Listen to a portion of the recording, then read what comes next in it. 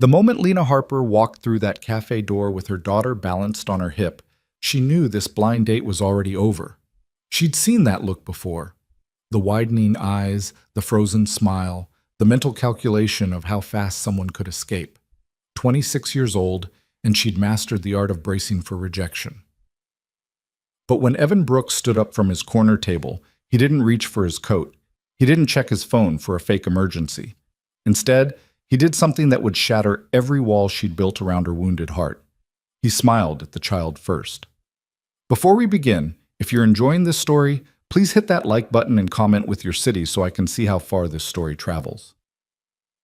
Now let's dive in. The rain had started that morning and hadn't stopped.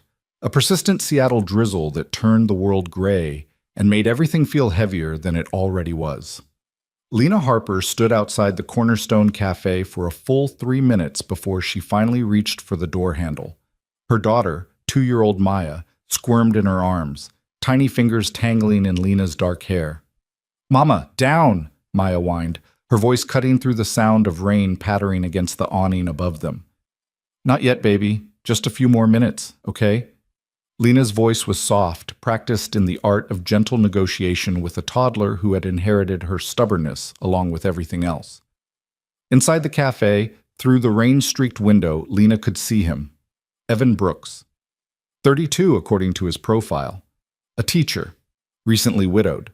Her best friend Sarah had set this up 3 weeks ago, and Lena had almost canceled 17 times. She'd learned the hard way that blind dates and single motherhood mixed about as well as oil and water. The last date had ended in less than 5 minutes.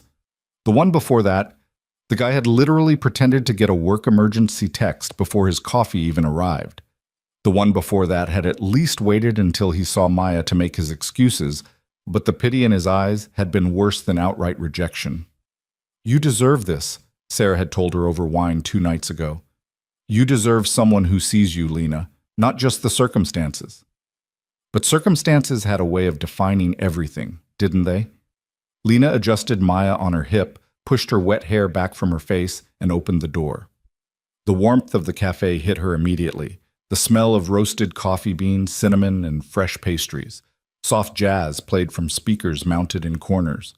It was the kind of place that promised comfort, the kind of place where meet-cutes happened in romantic comedies. Real life, Lena had learned, was rarely so kind.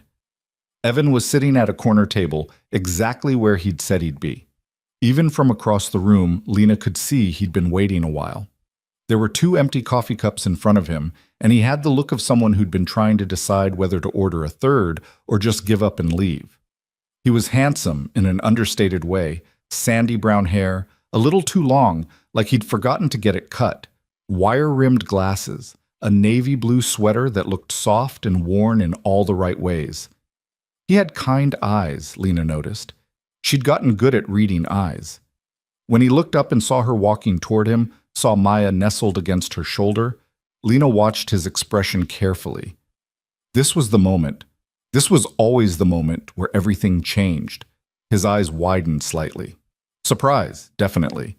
But not the kind of surprise that led to a quick exit. Something else flickered across his face, something Lena couldn't quite identify. "Evan?" she asked when she reached the table, even though she knew it was him.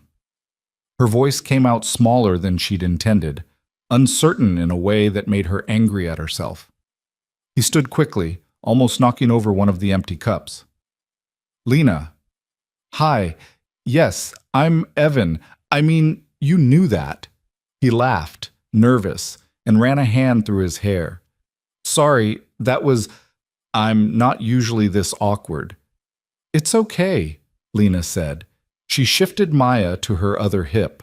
The little girl had gone quiet, her brown eyes fixed on this stranger with the intensity only toddlers could manage. I should have told you that I'd be bringing..." "Can I help?" Evan interrupted, gesturing to Maya, to the diaper bag sliding off Lena's shoulder, to the umbrella she was trying to close with one hand. "You've got your hands full." It was such a simple offer, but something about the way he said it, not like he was doing her a favor, but like helping was just the natural thing to do, made Lena's throat tight. "I've got it," she started to say, because she always had it, because she'd learned to manage everything alone. But then the diaper bag slipped further, and Maya chose that exact moment to squirm again, and Lena found herself nodding. Actually, yes. Thank you. Evan took the bag gently, set it on the chair beside him, then held out his hands to Maya. May I? Lena tensed. This was too much, too fast. She didn't let strangers hold her daughter. But there was something in Evan's expression, a familiarity with children that went beyond politeness, that made her pause. It's okay, sweet girl, she murmured to Maya. This is Mama's friend. To her complete surprise, Maya went to him. She usually clung like a barnacle to unfamiliar people, crying and burying her face in Lena's neck. But she let Evan take her, settling against his chest like she'd known him her whole life. Well, Lena breathed, sliding into her chair. That's new. Evan sat down carefully, adjusting his hold on Maya with the practiced ease of someone who'd done this before. The little girl grabbed his glasses immediately, a typical toddler move, but instead of pulling away, Evan just smiled. Trade you, he said to Maya, pulling a small stuffed animal from his jacket pocket. It was an elephant, soft and well-loved. This for those? Maya's eyes lit up. She released the glasses and clutched the elephant, making a happy humming sound. Lena stared. You just carry stuffed animals in your pocket? Evan's smile turned slightly sad. Force of habit. My daughter is 4. She leaves her toys everywhere, and I've learned it's easier to have backup. He paused. Her name's Sophie. She's at her grandmother's today. Sarah had mentioned he was a single father, but hearing him say it, seeing the way his whole demeanor softened when he talked about his daughter, made something shift in Lena's chest. Maya is 2, Lena offered. 2.5, technically, but she insists she's almost free. 3 is very important, Evan said solemnly to Maya, who was now having an intense conversation with the elephant. Very big year. The waitress appeared, a woman in her 50s with kind eyes and a coffee pot. What can I get you folks? And something for the little one. Lena opened her mouth to order, but Evan spoke first. Do you have chocolate milk? And maybe some of those fruit cups with the grapes cut small? The waitress nodded. We do. Perfect. And I'll have another coffee, please. Lena? Tea, Lena managed. Earl Grey, if you have it. When the waitress left, Lena found herself staring at Evan again. How did you know about the grapes? Choking hazard, Evan said simply. You learn these things. Sophie tried to swallow a whole one at 18 months, and I aged about 10 years and 30 seconds. He bounced Maya gently on his knee. This one's careful, though, aren't you, sweetheart? I can tell. Maya nodded seriously, like she understood completely. Lena felt something dangerous happening, the slow, terrifying unfurling of hope. I'm sorry I didn't mention I was bringing her. Sarah said you knew I had a daughter, but I wasn't sure if that meant you expected. I mean, most people expect me to have a babysitter for a first date. Most people are idiots, Evan said bluntly. Then he flushed. Sorry, that came out harsher than I meant. I just mean, you're a package deal, right? Anyone who can't handle meeting both of you isn't worth your time. That's a very evolved perspective. It's a realistic one. I'm a package deal too. Sophie is the most important person in my life. Anyone I date needs to understand that from the start. He adjusted his glasses, which Maya had managed to smudge impressively in the 30 seconds she'd held them. Besides, kids are better judges of character than adults. They see through the BS. Lena laughed, surprised by the sound coming from her own mouth. She usually hates strangers. I'm a teacher. Kids either love me immediately or spend the entire year convinced I'm secretly a villain. There's no middle ground. He smiled at Maya. I'm glad you're in the first category, Miss Maya. The food arrived. Chocolate milk in a plastic cup with a lid, fruit cut into perfect toddler-sized pieces, coffee that smelled rich and dark, and Lena's tea in a pot with a small hourglass timer. Evan set Maya in the chair between them, pushing the fruit closer to her. She dove in immediately, sticky hands grabbing at strawberries and melon. So, Evan said, wrapping his hands around his coffee cup. Sarah mentioned you're a graphic designer? I am. Freelance, mostly.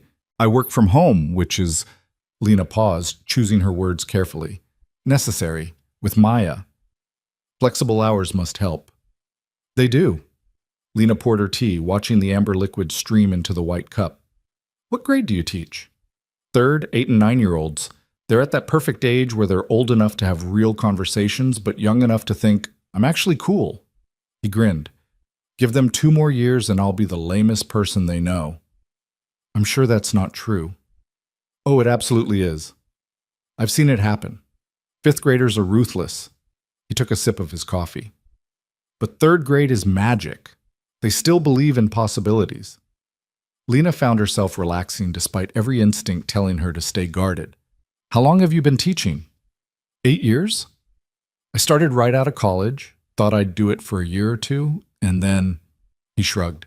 Then I realized I'd found my place. Some people spend their whole lives looking for where they belong. I got lucky early. That is lucky, Lena said softly. She'd spent most of her 20s feeling like she was constantly swimming against a current, never quite reaching shore. Maya held up a piece of cantaloupe, offering it to Evan with the generosity only toddlers possessed. You? For me? Thank you, sweetheart. Evan took it solemnly, eating it with exaggerated appreciation. Delicious. Maya beamed, then offered Lena a strawberry. Mama. Thank you, baby. Lena took it, her heart squeezing. These small moments, the sharing, the joy in Maya's eyes, they were everything. She calls you Mama, Evan observed. It wasn't a question, just a statement, but Lena heard the curiosity behind it. She does, Lena confirmed. She didn't elaborate. Not yet. Maybe not ever. Some truths were too complicated for first dates, even first dates that were going impossibly well. Sarah mentioned you moved to Seattle 2 years ago. Almost exactly 2 years. From Portland. Lena stirred honey into her tea. It was time for a fresh start. I get that. Fresh starts are... Evan trailed off, his expression growing distant for a moment. They're harder than people think. They really are, Lena agreed. She recognized that look, the shadow of grief, the weight of starting over when you never wanted to start over in the first place. Sarah said you lost your wife. I'm so sorry. Evan was quiet for a moment, his hand absently rubbing Maya's back as she munched contentedly on her fruit. Thank you. It's been almost 3 years, cancer. She fought for 18 months, but he cleared his throat. Sophie was 1 when she died. She doesn't remember her mother, and I don't know if that's a blessing or a tragedy. Maybe it's both, Lena said gently. Yeah, maybe. Evan looked up, met her eyes. Sarah probably told you this would be my first real date since everything. She mentioned you'd been focused on Sophie. Focused is a generous word. Terrified is more accurate. Terrified that any relationship would confuse her, hurt her, make her feel like I was trying to replace her mom. He laughed without humor. My therapist says I'm projecting, that Sophie is resilient and would adapt fine. But when you've already watched your kid lose one parent, you become pretty paranoid about doing anything that might cause more pain. Lena understood that fear intimately. What changed? What made you decide to try dating again? Evan glanced at Maya, who was now singing softly to her elephant, then back at Lena. Sophie asked me if everyone has a mama and a dada. One of her friends at preschool has 2 mamas, another has a dad and a stepmom, and Sophie wanted to know why it was just the 2 of us. He ran his hand through his hair again, a nervous gesture. And I realized I'd been so focused on protecting her from loss that I wasn't showing her what it looks like to be brave, to take risks, to build something new. That's incredibly brave, Lena whispered. Or incredibly stupid. I haven't decided which yet. He smiled, but there was vulnerability in it. What about you? Sarah was mysteriously vague about your dating history. That's because there isn't much to tell. I've been on exactly 7 dates in the past 2 years. The longest one lasted 23 minutes. Lena tried to keep her voice light, but she could hear the bitterness creeping in. Turns out a lot of people are very excited about the idea of dating someone with a kid, and much less excited about the reality. Then they're idiots too, Evan said firmly. All of them. Maybe. Or maybe they're just honest about what they want. Not everyone is equipped to be a step-parent. True, But there's a difference between knowing you're not ready and treating someone like they're damaged goods because their life doesn't fit a neat little box. Lena felt tears prick her eyes unexpectedly. She blinked them back, took a sip of tea. You get it. I do. Evan's voice was soft. The number of women who've told me they'd love to date me but can't handle the kid thing is depressing. Like Sophie is some kind of unfortunate complication rather than the best part of my life. Maya is the best part of mine too, Lena said fiercely. They sat in silence for a moment, a comfortable silence that felt rare and precious. Maya had finished her fruit and was now attempting to climb into Evan's lap, her earlier stranger danger completely forgotten.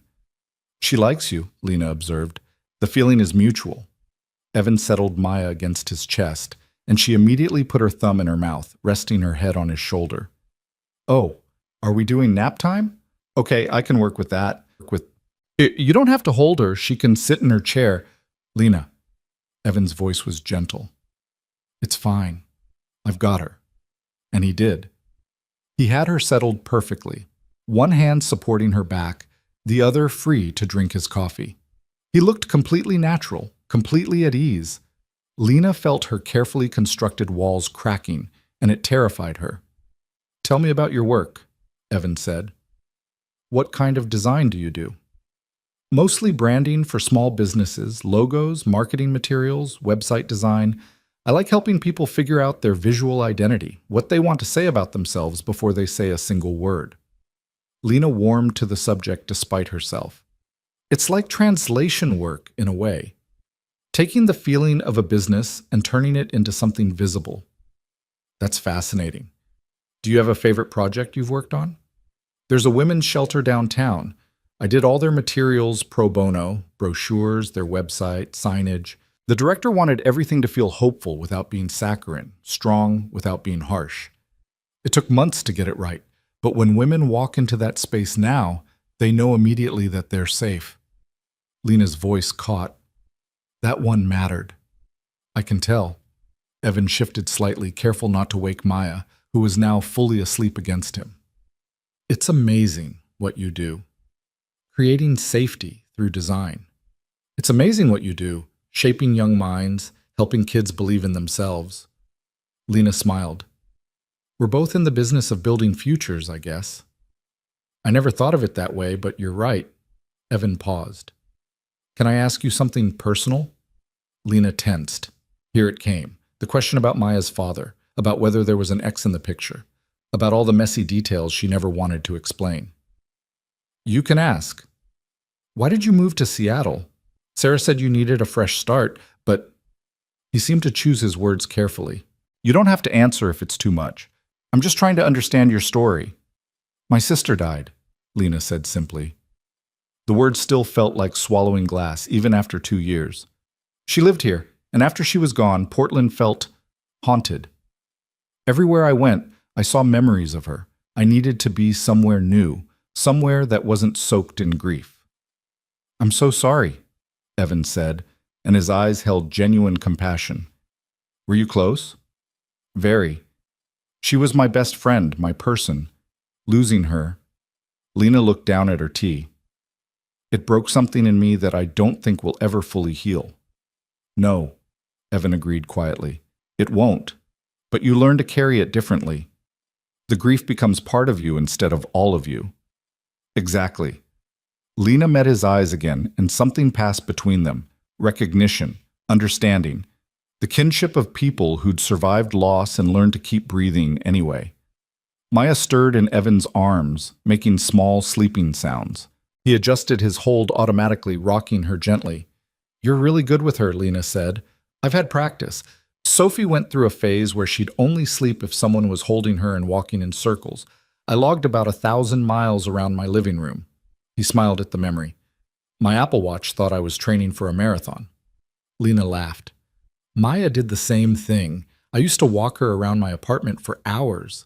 My downstairs neighbor complained about the footsteps. Did you tell them you had a tiny dictator who would scream if you stopped moving? I did, actually. She brought me earplugs and coffee the next day. Turns out she had 3 kids of her own. The veterans always understand, Evan said. It's the people without kids who think you're just doing it wrong. Oh, I've gotten so much unsolicited advice.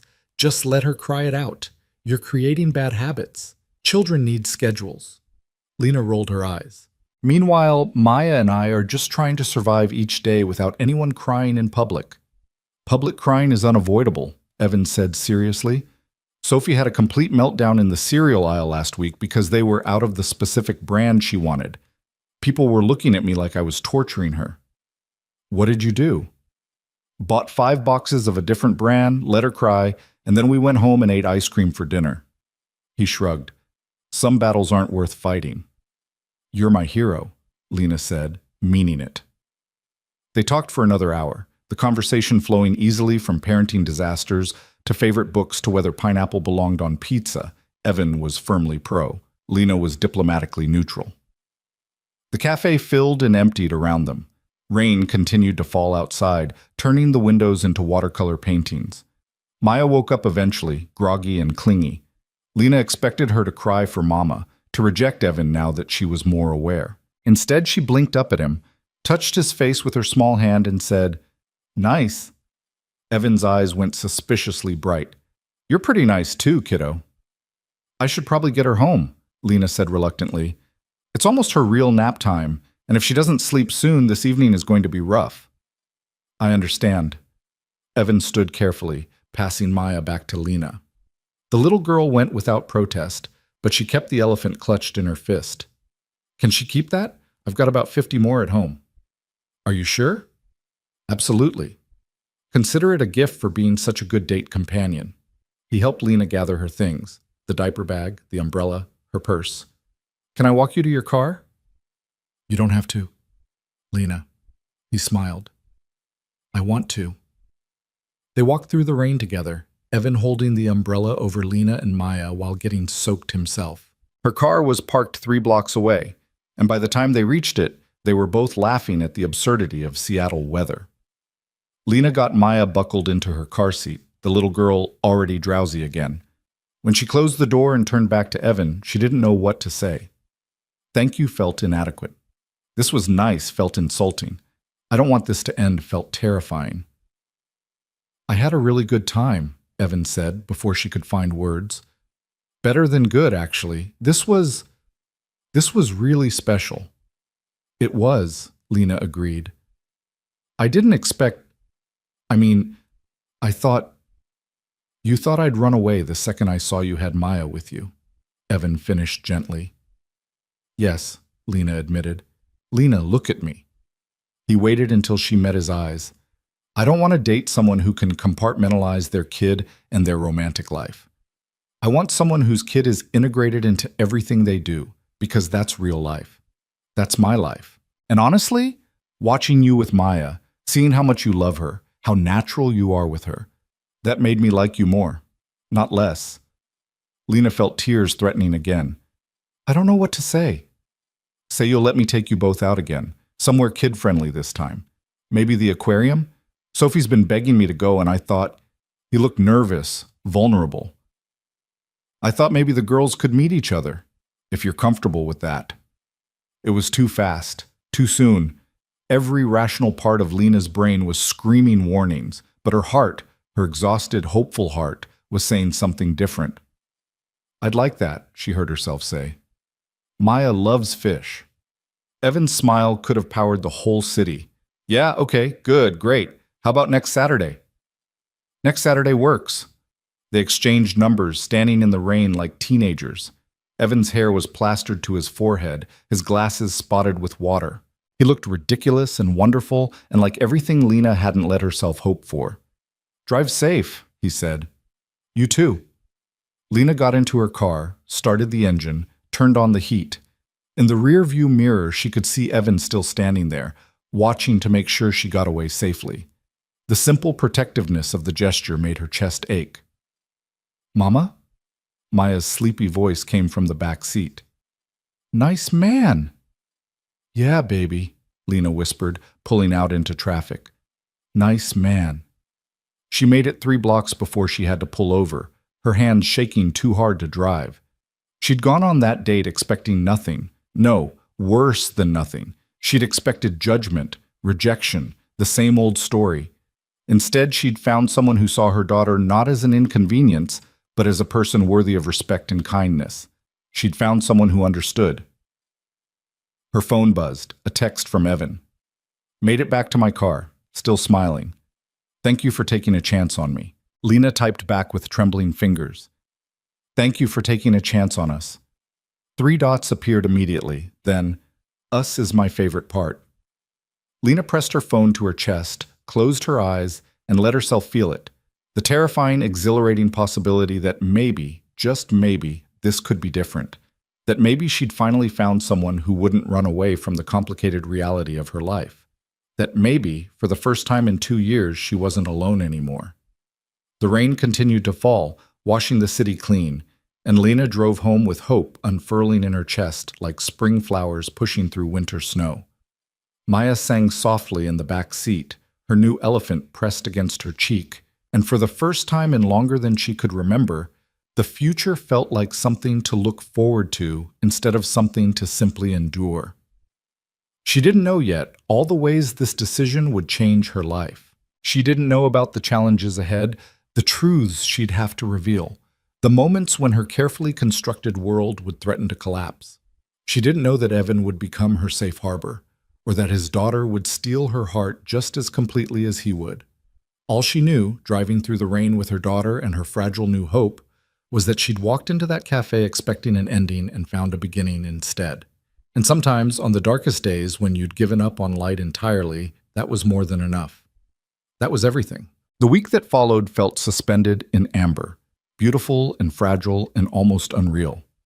Lena found herself checking her phone constantly, reading and rereading Evan's messages like a teenager with her first crush. They texted throughout the day, little fragments of life shared across the digital divide. Pictures of coffee cups and Sophie's artwork and Maya's latest attempts to dress herself. Jokes about parent life and recommendations for children's books and the kind of easy conversation that felt like coming home. On Tuesday, Evan sent a photo of Sophie holding a drawing. The little girl had dark curls like her father and serious eyes behind pink-framed glasses. In her hands was a picture of what appeared to be 2 stick figures and a very enthusiastic blue blob. She wanted you to see her masterpiece, Evan's text read. That's supposed to be an octopus. We're very excited about Saturday. Lena showed the picture to Maya, who was coloring at the kitchen table.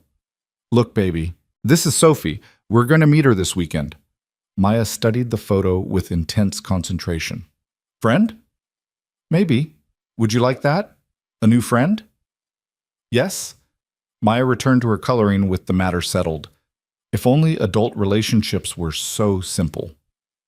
Wednesday brought rain again, the kind of downpour that turned Seattle streets into rivers. Lena was working on a logo design for a coffee shop when her phone rang. Evan's name lit up the screen, and her heart did something complicated in her chest. Hey, she answered, trying to sound casual. Hey, yourself. Evan's voice was warm, slightly breathless. Is this a bad time? No, it's perfect. Maya's having quiet time, and I needed a break from staring at coffee beans. Lena saved her work and leaned back in her chair. What's up? I was thinking about Saturday, and I wanted to run something by you. Sophie's been asking if we can pack a picnic to eat at the aquarium. They have this outdoor area with tables overlooking the water. But I checked the weather, and it's supposed to rain. Shocking, I know. So I thought maybe we could do the aquarium and then come back to my place for lunch. That way the girls could play and we could actually have a conversation without 1,000 other people around. Lena's stomach flipped. Meeting at a public place was safe, controlled. Going to his house felt like a much bigger step. I don't know. Too much? Evan asked immediately. I'm sorry. I didn't mean to make you uncomfortable. We can absolutely stick to the original plan. I just thought, no, it's not that. Lena stood pacing to the window. Rain streaked down the glass. I want to say yes. I have to be careful. With Maya, I mean. I can't bring people into her life who might not stay. Evan was quiet for a moment. When he spoke, his voice was gentle. I understand that completely. And I'm not asking you to make any promises or decisions. I'm just asking if you want to have lunch at my house. Low stakes, no pressure. If you're not comfortable, we don't do it. What if the girls don't get along? Then we deal with it. Sophie's pretty easygoing, but she's also 4 and has her moments. Maya's 2 and probably has even more moments. We're not expecting perfection here, Lena. We're just seeing what happens. Lena pressed her forehead against the cool window. You make it sound so simple. It is simple. We like each other. Our kids might like each other. We're going to spend some time together and see how it goes. Everything else is just noise. I wish I had your confidence. You know what I did yesterday? Evan's voice shifted, became more vulnerable. I cleaned my entire house top to bottom because I was so nervous about you seeing where I live. I reorganized Sophie's toy bins 3 times. I bought new hand towels. I'm not confident, Lena. I'm terrified. I just think some things are worth being terrified for. Lena felt her resolve crumbling. Okay. We'll come to your house for lunch, but I'm bringing dessert. You don't have to. I'm bringing dessert, Lena repeated firmly. It's non-negotiable. She could hear the smile in his voice. Yes, ma'am. Dessert is now mandatory. They talked for another 20 minutes about nothing important. The coffee shop logo, a difficult parent-teacher conference Evan had navigated, the new bookshelf Lena was considering for Maya's room. It was ordinary and comfortable, and exactly what Lena hadn't known she needed. When they finally hung up, Lena found Maya standing in the doorway, her stuffed elephant clutched under one arm. Evan? Maya asked. Yeah, baby, that was Evan. Nice man, Maya said decisively, then wandered back to her room. Lena laughed despite herself. Out of the mouths of babes. Thursday morning brought a text from Sarah. So, how did the date go? You've been suspiciously quiet. Lena waited until Maya was occupied with breakfast before calling her back. It went well, she said when Sarah answered. Well, that's all I get? Lena Marie Harper, I set you up with the best guy I know, and all you can say is, it went well? It went really well, Lena amended. He was perfect. He didn't run when he saw Maya. He held her, fed her, made her laugh, and we're seeing him again on Saturday. Sarah squealed so loudly that Lena had to pull the phone away from her ear. I knew it. I knew you two would hit it off. Tell me everything. Lena found herself recounting the entire date, every detail she'd been holding close. Sarah listened with the enthusiasm of someone who'd been rooting for this outcome all along. I'm so happy for you, Sarah said when Lena finished. You deserve this. You deserve someone who sees how amazing you are. It's just a second date, Lena cautioned. Let's not get ahead of ourselves. Honey, the man invited you to his house. He wants you to meet his daughter. That's not just anything. I know. That's what scares me. Sarah's voice softened. What are you most afraid of? Lena looked at Maya, who was making a mess of her oatmeal and singing to herself. That he'll find out the truth and change his mind. That I'll let myself believe in this and it'll fall apart. That Maya will get attached and lose someone else she loves. Or, Sarah said gently, maybe he'll find out the truth and love you more for it. Maybe this won't fall apart. Maybe Maya will gain someone who loves her. You're an optimist. I'm a realist who happens to know both of you. Evan is one of the good ones, Lena. He's been through hell, and he came out of it still believing in love. Give him a chance. Give yourself a chance. After they hung up, Lena sat with those words. Give yourself a chance. It sounded so easy. Why did it feel so impossible? Friday evening, Lena took Maya to the grocery store to pick up ingredients for the dessert she'd promised. She'd decided on a berry tart. Impressive enough to show effort, but not so complicated she'd stress herself out making it. Maya rode in the cart, pointing at everything they passed. What dat? What dat? What dat? Those are apples, baby. And those are oranges. And those are cookies, Maya shrieked, pointing at the bakery section with both hands. Inside voice, please. Lena steered them toward the berries. We're making our own dessert, remember? Cookies, Maya said again, quieter but no less insistent. How about we get cookies for you, and we make the tart for Evan and Sophie? Maya considered this. Okay. They loaded up on strawberries, blueberries, cream, and all the other necessary ingredients. At the checkout, the cashier smiled at Maya. How old are you, sweetie? Maya held up 2 fingers. Almost free. 3, Lena corrected automatically. That's a big girl, the cashier said. Are you excited about your birthday? Maya nodded enthusiastically. Cake. Of course cake. The cashier winked at Lena. They've got their priorities straight at this age. Driving home, Lena thought about Maya's birthday. It would be in March, just a few months away. Last year they'd celebrated with just the two of them. A small cake, a few presents, a quiet day at home. Lena had cried herself to sleep that night, thinking about everything Maya's mother was missing. Thinking about the birthday parties her sister would never throw, the candles she'd never help blow out, the memories that would never be made. This year could be different. This year, Maya could have friends at her party. Sophie, maybe, and Evan, if they made it that far. Lena shook her head, forcing herself to focus on the present. One step at a time, Saturday first. Everything else could wait. That night, after Maya was asleep, Lena made the tart. She lost herself in the ritual of it. The precise measurements, the careful arrangement of berries, the glossy glaze that made everything shine. Cooking had always been meditative for her, a way to quiet the anxious chatter of her mind. Her phone buzzed while she was washing dishes. Another text from Evan. Sophie just asked if Maya likes princesses or dinosaurs better. Apparently this is very important information. Lena smiled, typing back, Maya is firmly Team Dinosaur, specifically the purple one from her favorite book. Perfect. Sophie is also Team Dinosaur. This is going to work out great. You sound confident. I am. They're going to be best friends, and we're going to spend the next 14 years carpooling to playdates and coordinating birthday parties. Lena's breath caught. 14 years. He was thinking in years, not weeks or months. The magnitude of that hit her square in the chest. That's a long time, she texted back carefully. Is it too much? I'm sorry, I have a tendency to get ahead of myself. No, it's not too much. It's just new. New can be good. New can be terrifying. That too. But we're doing it anyway, right? Lena looked at the tart cooling on her counter, thought about the aquarium tomorrow, about Sophie and Maya meeting for the first time. Thought about Evan's house and lunch and all the ways this could go wrong. Yeah, she typed. We're doing it anyway. Saturday morning arrived too quickly. Lena changed her outfit 4 times before settling on jeans and a soft blue sweater. Casual, but not too casual. Comfortable, but not frumpy. She was being ridiculous, and she knew it.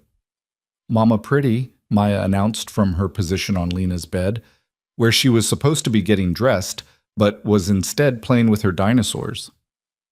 Thank you, baby. Now let's get you dressed too. What do you want to wear? Maya pointed at her favorite dress, purple with pockets, because pockets were the most important feature of any garment, according to toddler logic. Perfect choice. Lena helped Maya into the dress, then wrestled with her hair. Maya had inherited her mother's curls, wild and beautiful and impossible to tame. Lena managed to get it into 2 pigtails before giving up on perfection. They arrived at the aquarium 15 minutes early. Lena sat in the parking lot, gripping the steering wheel, trying to remember how to breathe normally. Mama, go see fish? In a minute, baby. Now? Soon. A knock on her window made Lena jump. Evan stood there, Sophie beside him, both of them bundled in raincoats despite the break in the weather. He was smiling, and something about that smile steadied Lena's nerves. She got out of the car, helped Maya out of her car seat. The little girl clutched her hand tightly, suddenly shy in the face of these new people. Hi, Evan said, his eyes warm. You look beautiful. I look like I got dressed in the dark. Beautiful dark dressing, Evan insisted. Then he crouched down to Maya's level. Hey, Maya, do you remember me? Maya nodded, then held up her elephant. You. That's right. I'm glad you're taking good care of him. Evan gestured to Sophie. This is my daughter, Sophie. Sophie, this is Miss Maya. Sophie stepped forward, solemn in a way that reminded Lena of Evan. She had her father's thoughtful eyes behind those pink glasses. Do you like dinosaurs? Maya's face lit up. Yes. Me too. Sophie's reserve cracked into a wide smile. What's your favorite? Purple one. I like the T-Rex because it has little arms, and that's funny. Maya giggled. Just like that, the ice was broken. Lena met Evan's eyes over their daughters' heads. He looked as relieved as she felt. "Shall we?" he asked, offering his arm with exaggerated formality. Lena took it, feeling foolish and giddy. "We shall." The aquarium was crowded with weekend visitors, but the girls didn't seem to notice. They ran from exhibit to exhibit, pointing and exclaiming over everything. Sophie appointed herself Maya's guide, taking the younger girl's hand and leading her through the crowds with surprising gentleness. "They're adorable," Lena murmured, watching them press their faces against the glass to see the sea otters better. "They really are." Evan's hand found hers, fingers lacing together like it was the most natural thing in the world. "Is this okay?" Lena squeezed his hand in answer. "More than okay. Perfect." They wandered through the exhibits, keeping the girls in sight but giving them space to explore. At the touch pool, Sophie showed Maya how to gently pet the sea stars, demonstrating with careful fingers. Maya mimicked her exactly, her face scrunched in concentration. "She's so good with her," Lena said. Sophie's always been nurturing. She mothers her stuffed animals, organizes them, makes sure everyone's comfortable. Evan smiled. "I think she gets that from her mom. Rachel was like that too, always taking care of everyone else." It was the first time he'd said his late wife's name, and Lena felt the weight of it. "You must miss her." "Every day. But it's different now, less sharp, more like an ache that's become part of the landscape." He glanced at Lena. "Does that make sense?" "It does. That's exactly what it feels like. With my sister, I mean." They watched the girls in silence for a moment. Maya had abandoned the sea stars in favor of trying to catch the water dripping from Sophie's hands. "Can I ask you something?" Evan said quietly. Lena tensed. "Okay." "Maya's father, is he in the picture at all?" Here it was, the question she'd been dreading. Lena could lie, could give him the simple answer that would keep her secret safe a little longer. But something about Evan's openness, his vulnerability and sharing about Rachel, made her want to be honest. "There is no father," she said carefully. "Not in the traditional sense." Evan waited, not pushing, just listening. "It's complicated," Lena continued, "and I promise I'll explain everything. Just not here. Not right now." "Okay." Evan squeezed her hand. "Whenever you're ready, no pressure." The relief was overwhelming. He wasn't demanding answers, wasn't making assumptions. He was just accepting. "Thank you," Lena whispered. They moved on to the jellyfish exhibit, where the tanks glowed with ethereal light. The girls were mesmerized, watching the creatures pulse and drift. "They're like space aliens," Sophie declared. "Pretty space aliens," Maya added. Evan pulled out his phone, taking pictures of the girls in front of the tanks. Then he turned to Lena. "Can I get one of you two together?" Lena scooped Maya up, and they posed in front of the glowing tanks. When Evan showed her the picture afterward, Lena barely recognized herself. She looked happy, relaxed, like someone who wasn't carrying the weight of the world on her shoulders. "Send that to me?" she asked. "Already done." By the time they'd seen all the exhibits, both girls were starting to fade. Maya was rubbing her eyes, and Sophie was getting clingy with Evan. "Lunch at my place?" Evan asked. "Or is that too much for today?" Lena looked at Maya, who was resting her head on Lena's shoulder but perked up when Sophie took her hand. "Lunch sounds good," Lena decided. Evan's house was a 15-minute drive from the aquarium, a small craftsman in a quiet neighborhood. The yard was slightly overgrown, but there were flowers in the beds and a swing set in the back. It looked lived in and loved. Inside was organized chaos, toys in bins, children's artwork on the fridge, shoes by the door. It looked nothing like Lena's carefully controlled apartment, and everything like a real home. "Sorry about the mess," Evan said, scooping up a pile of Sophie's drawings from the couch. "It's perfect," Lena said, and meant it. Sophie immediately took Maya upstairs to show her the playroom. Lena listened to their footsteps overhead, the sound of laughter and toys being dumped out. "They're going to destroy that room," Evan said cheerfully, "but that's what it's for. Can I get you something to drink? Coffee, tea, water, wine?" "Wine sounds dangerous this early." "Coffee it is." Evan led her to the kitchen, which was small but sunny, with windows overlooking the backyard. "I was thinking grilled cheese and tomato soup for lunch. Very gourmet." Maya's favorite meal. Sophie's too. Apparently, I'm raising a future food critic with very sophisticated tastes. Lena set the tart on the counter, suddenly self-conscious. I made this. It's probably too much. Evan lifted the cover, and his eyes widened. Lena, this is gorgeous. Did you really make this? It's just a tart. It's art. He met her eyes, serious now. Say, thank you for this, for coming here, for trusting me with your daughter. Thank you for making it easy to trust you. They stood there in his kitchen, the sound of children playing upstairs, and Lena felt something shift inside her. This wasn't just attraction or the excitement of new romance. This was deeper, more fundamental. This was the feeling of puzzle pieces sliding into place. Evan reached out, tucked a strand of hair behind her ear. Can I kiss you? Lena's heart hammered. The girls are upstairs and completely occupied. His thumb traced her cheek. But if you're not ready, that's okay too.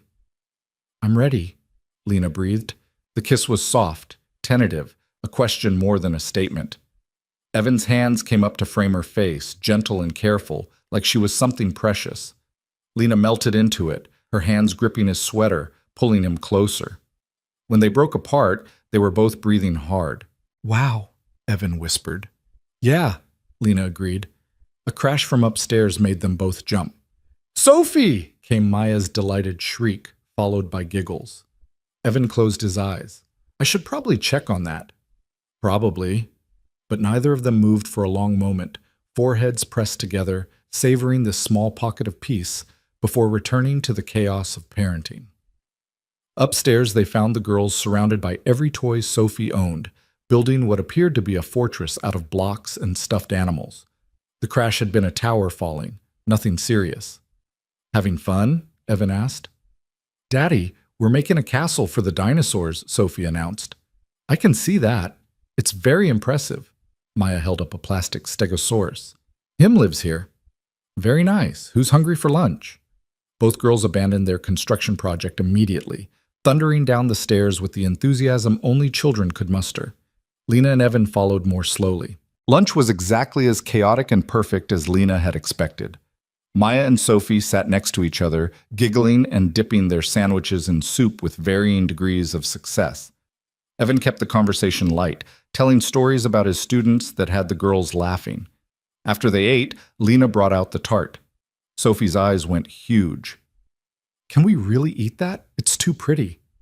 Pretty things are meant to be enjoyed, Lena said, cutting slices. The tart was a hit. Maya got berries all over her face, and Sophie declared it the best dessert she'd ever had. Evan caught Lena's eye across the table and mouthed, "Thank you." After lunch, while the girls played in the living room, Evan and Lena cleaned up together. It felt domestic and comfortable, their movements synchronized in the small space. This was really nice, Evan said, drying a dish, having you both here. It was, Lena agreed. She wanted to say more, wanted to tell him how much this meant to her, but the words stuck in her throat. Mama! Maya's voice called from the living room. Come see! They returned to find the girls had transformed the couch cushions into an elaborate obstacle course. Very impressive, Lena said. Did Sophie help you build this? I helped, Sophie confirmed proudly. Maya's really good at ideas. The afternoon slipped away in a haze of play and laughter. The girls moved from the obstacle course to coloring to a very dramatic puppet show performed with stuffed animals. Lena and Evan sat on the floor watching and occasionally being recruited as audience members. Around 4, Maya started to get fussy, a sure sign that exhaustion was setting in. I should probably get her home, Lena said reluctantly. Someone needs a nap before she turns into a complete gremlin. I don't want to go, Maya whined. I don't want them to go either, Sophie said, looking at her father with pleading eyes. Evan looked at Lena, raising his eyebrows in question. How about this? Lena suggested. We go home now, but we make plans to see each other again soon. Would that be okay? Sophie considered this, then nodded seriously. When? How about next weekend? Evan proposed. We could go to the park if the weather's nice. Have a picnic. Yes, both girls shouted in unison. Getting Maya into her coat and shoes was an ordeal, complicated by the fact that she kept hugging Sophie goodbye and then remembering something else she wanted to show her. Finally, Lena managed to get her to the car. Evan walked them out, carrying the now empty tart dish. Drive safe. We will. Lena hesitated, then stood on her toes to kiss him quickly. Thank you for today, for all of this. Thank you for giving us a chance. Evan opened her car door. Text me when you get home. I will.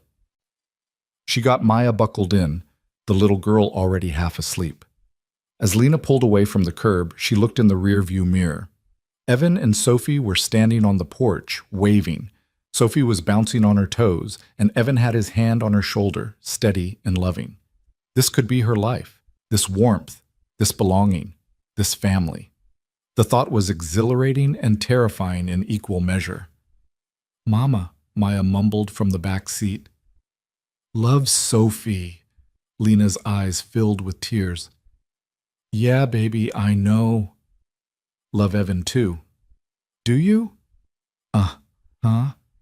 He's nice and funny, and he gave me elephant. Maya yawned hugely. Can they be our family? The question punched all the air from Lena's lungs. Would you like that? Yes, Maya said simply, and then she was asleep, leaving Lena alone with that enormous question. At home, Lena carried Maya inside, got her into pajamas, and tucked her into bed. The little girl didn't wake once, exhausted from the day's adventures. Lena's phone buzzed as she was making herself tea. Evan, Sophie won't stop talking about Maya. She's already planning their next play date, their matching Halloween costumes, and apparently their joint birthday party, even though their birthdays are 5 months apart. Lena laughed, wiping at her eyes. Lena, Maya asked if you and Sophie could be our family. 3 dots appeared, disappeared, appeared again. Finally, what did you tell her? Lena stared at the question for a long moment. What had she told her? What did she want to tell her? Lena, I told her I'd like that too. The response was immediate. Lena, too much? Evan, not enough. Can I call you? Her phone rang before she could answer the text. Lena answered, and Evan's voice filled her ear, warm and urgent. I know we're supposed to take this slow, he said without preamble. I know we've only been on 2 dates. I know all the reasons why this is crazy. But Lena, I need you to know, I'm all in. Whatever this is, whatever it becomes, I'm here. I'm not going anywhere. Lena closed her eyes, leaning against her kitchen counter. I'm scared. Me too. I'm absolutely terrified. But I haven't felt this alive in 3 years, and I'm not ready to give that up because I'm scared. What if I'm not who you think I am? What if there are things about me, about my life, that change everything? Then we deal with them. Together. Evan's voice was steady, certain. Lena, I don't need you to be perfect. I just need you to be honest. Whatever your story is, I can handle it. Lena thought about the secret she'd been carrying, the truth she'd kept locked away for 2 years. Could he really handle it? Or would it be too much, too complicated, too messy? I need time, she said finally, to tell you everything. But not yet. Soon, but not yet. Okay, I can wait. Take all the time you need. A pause. But I meant what I said. I'm not going anywhere. They talked for another hour, about everything and nothing. About Sophie's request for a pet hamster and Maya's fear of the vacuum cleaner. About Evan's upcoming parent-teacher conferences and Lena's new client project. Normal things, everyday things, the building blocks of a life shared. When they finally hung up, Lena felt settled in a way she hadn't in years. The fear was still there, humming under her skin, but it was balanced now by something stronger. Hope. She checked on Maya one more time before bed. The little girl was sprawled across her mattress, the elephant from Evan clutched in one hand. In sleep, she looked so much like her mother that Lena's breath caught. I'm trying, Lena whispered to the sleeping child, to her sister's memory, to herself. I'm trying to be brave enough for both of us. Outside, rain began to fall again, gentle and persistent. Seattle rain washing everything clean, making room for new growth. Lena stood at her window and watched the drops streak down the glass, each one catching the streetlight and transforming into something beautiful. Tomorrow, she'd wake up and face another day. Next week, another date. Soon she'd have to tell Evan the truth about Maya, about herself, about the grief and love and complicated reality that made up their lives. But tonight, standing in her quiet apartment with her daughter sleeping peacefully down the hall, Lena let herself believe that maybe, just maybe, everything was going to be okay. That she'd found someone who wouldn't run. That Maya's question about family wasn't just wishful thinking. That love, real love, was possible even after loss. The rain fell, and Lena stood vigil, keeping watch over the fragile, precious thing growing between her and Evan. A thing that felt like it might, against all odds, have the strength to become something lasting, something real, something worth protecting with everything she had. The weeks that followed became a rhythm Lena had never expected to find. Park visits on Sunday mornings where Maya and Sophie chased each other through fallen leaves, their laughter echoing off the trees. Wednesday evening dinners that rotated between Evan's house and Lena's apartment. The girls coloring at the table while the adults cooked together. Stolen moments of conversation after the children were asleep, phones pressed to ears in darkened rooms, voices low and intimate. October bled into November, and with it came a deepening that both thrilled and terrified Lena. Evan had keys to her apartment now. She knew which mug was Sophie's favorite at his house. Their daughters had started calling themselves sisters, a declaration that made Lena's heart swell and break simultaneously, because the secret was still there, heavy and unspoken. Every time Evan looked at her with those trusting eyes, every time he talked about their future like it was inevitable and beautiful, Lena felt the weight of her silence pressing down on her chest. "You need to tell him," Sarah said over coffee one November afternoon. Maya and Sophie were at Evan's mother's house, giving Lena a rare few hours to herself. "The longer you wait, the harder it's going to be." "I know." Lena traced the rim of her cup. They were back at the Cornerstone Cafe, the place where everything had started. "I just don't know how. How do I tell him that Maya isn't really mine? That I've been letting him believe a lie this whole time?" "You haven't been lying. You just haven't told him the whole truth yet. There's a difference." "Is there?" Lena looked up, meeting her friend's eyes.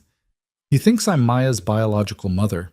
He's never asked directly, but he assumes, and I let him assume. That feels like lying." Sarah reached across the table, squeezing Lena's hand. "You're protecting her. You're protecting yourself. That's not the same as deception." "But what if he sees it that way? What if this is the thing that makes him realize we're too complicated, too messy? Then he's not the man I think he is, and he's definitely not the man you've been describing to me for the past 6 weeks." Sarah's voice was gentle but firm. "Lena, that man looks at you like you hung the moon. He loves Maya like she's already his. Do you really think the biology is going to matter to him?" "I don't know. Maybe. People say they're okay with things until they're faced with the reality." "Give him a chance to prove you wrong." Lena wanted to believe it could be that simple, but nothing in her life had ever been simple, and she'd learned not to trust easy promises. That evening, Evan picked up Maya from his mother's and brought both girls back to Lena's apartment. The moment they walked in, Maya launched herself at Lena with the force of a small tornado. "Mama, we made cookies and Grammy let us eat 3, and we played dress up, and Sophie let me wear the princess crown." "Sounds like you had a big adventure," Lena said, breathing in the scent of her daughter's hair, chocolate and baby shampoo, and pure joy. Sophie was more reserved, hanging back near her father. She'd been like that lately, Lena had noticed. Excited and open one moment, watchful and uncertain the next. The behavior of a child who'd lost one parent and was terrified of losing another. "Hey, Sophie Bug," Lena said softly. "Did you have fun with Grammy?" Sophie nodded, then surprised Lena by stepping forward and hugging her waist. "I missed you." The words hit Lena square in the chest.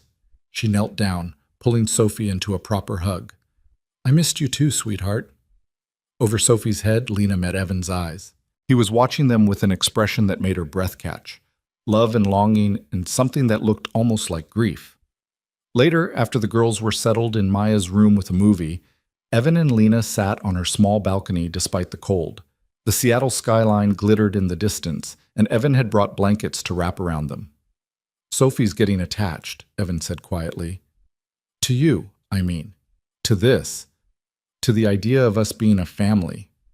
I've noticed. Lena pulled the blanket tighter. Does that worry you? Terrifies me, he admitted, because if this doesn't work out, it's not just my heart that breaks, it's hers too, again. He turned to look at Lena. I need to know we're on the same page here, about where this is going. Lena's heart hammered. What page are you on? The one where this is real, where we're building something permanent, where our girls grow up as sisters and we figure out how to blend our lives together. He reached for her hand. I'm in love with you, Lena. I know it's fast, and I know it's probably too soon to say it, but I can't pretend anymore. I love you. I love Maya, and I need to know if there's any chance you feel the same way. The words Lena had been holding back for weeks threatened to burst free. She did love him, desperately, completely, in a way that made her understand all the songs and poems and stories about love that she'd always thought were exaggerated. But she couldn't say it. Not yet. Not until he knew the truth. Evan, Her voice cracked. There's something I need to tell you. Something about Maya, about me, about why I moved to Seattle. She felt him tense beside her. Okay. Not here. Not with the girls in the next room, but soon. This weekend, maybe. Can you get someone to watch Sophie? My mom would take her. Evan's voice was careful, controlled. Lena, you're scaring me. Whatever it is, just tell me, please. I can't. Not like this. I need time to say it right.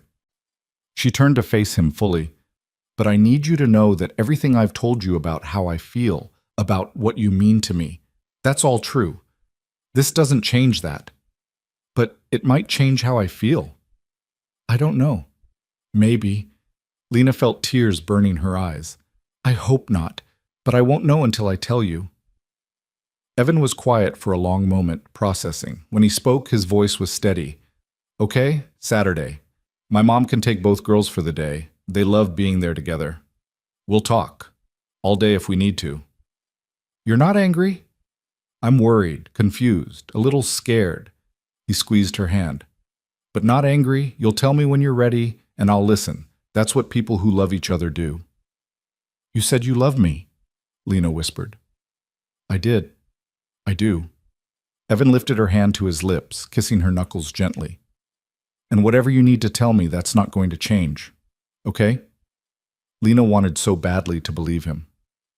Okay. They sat in silence, wrapped in blankets under the cold November sky. Inside, they could hear the girls giggling at something in the movie.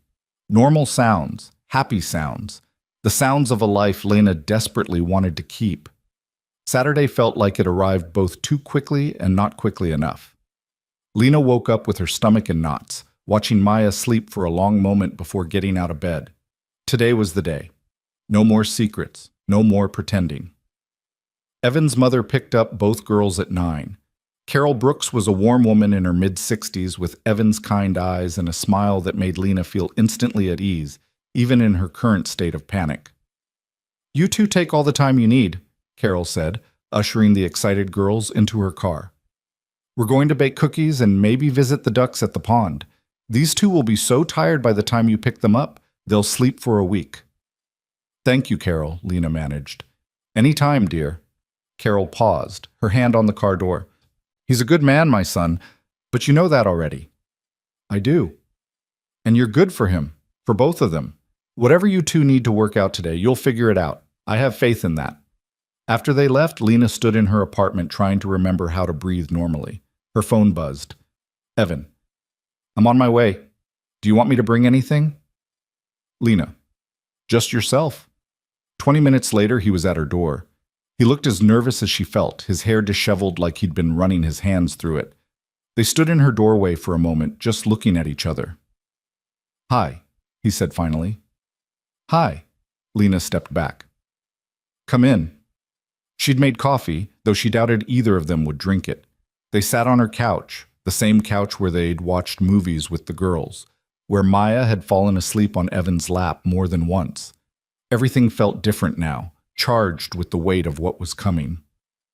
I don't know how to start this, Lena admitted. Start at the beginning, Evan said gently. Wherever that is for you. Lena took a breath, then another. Then she began. My sister's name was Emma. She was 3 years older than me, and she was my best friend. Growing up, we did everything together. She was the brave one, the one who took risks and had adventures. I was the careful one, always planning, always worried about consequences. Lena's hands twisted in her lap.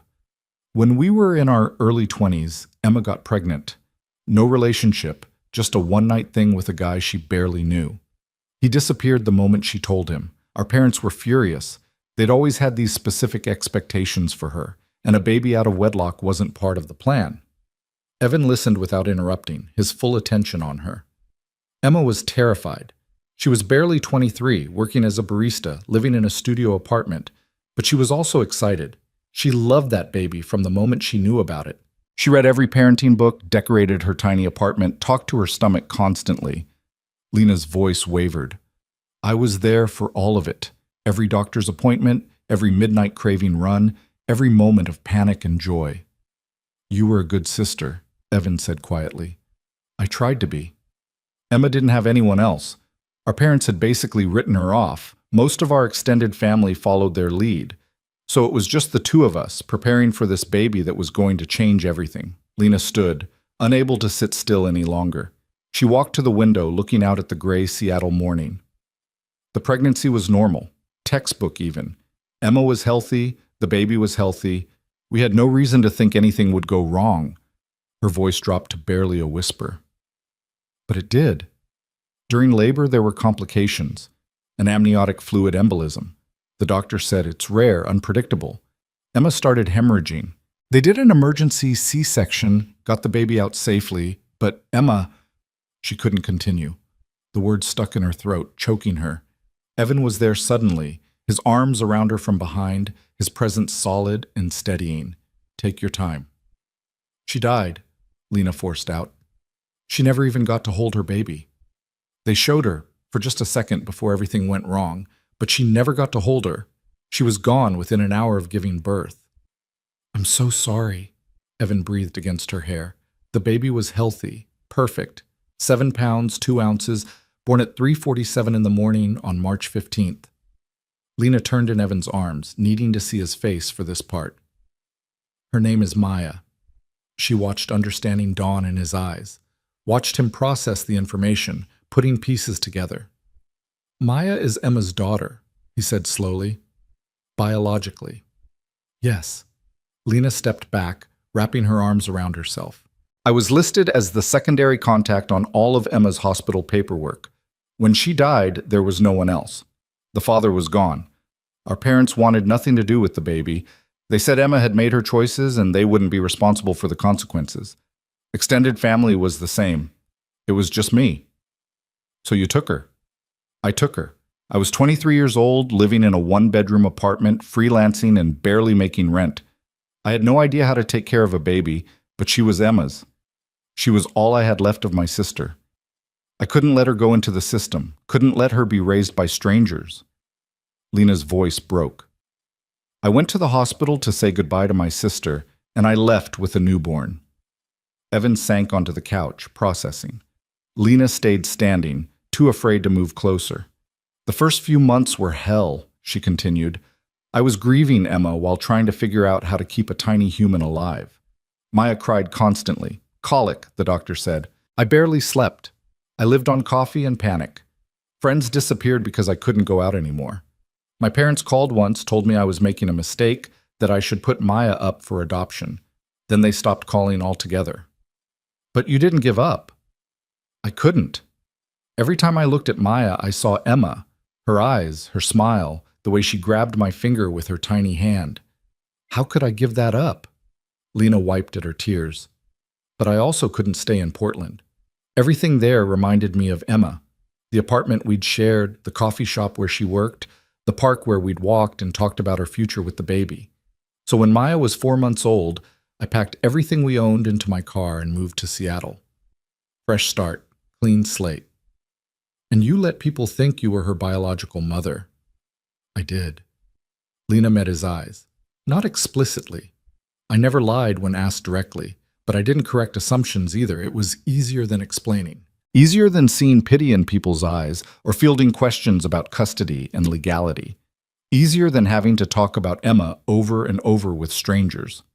What about legally? How does that work? I adopted her officially when she was 6 months old. The process was actually straightforward since there were no other viable guardians. Emma's will, she'd made one after finding out she was pregnant, named me as guardian. So legally, I'm Maya's mother, in every way that matters except biology. Evan was quiet, his hands clasped between his knees, his expression unreadable. I should have told you sooner, Lena said, her voice desperate now.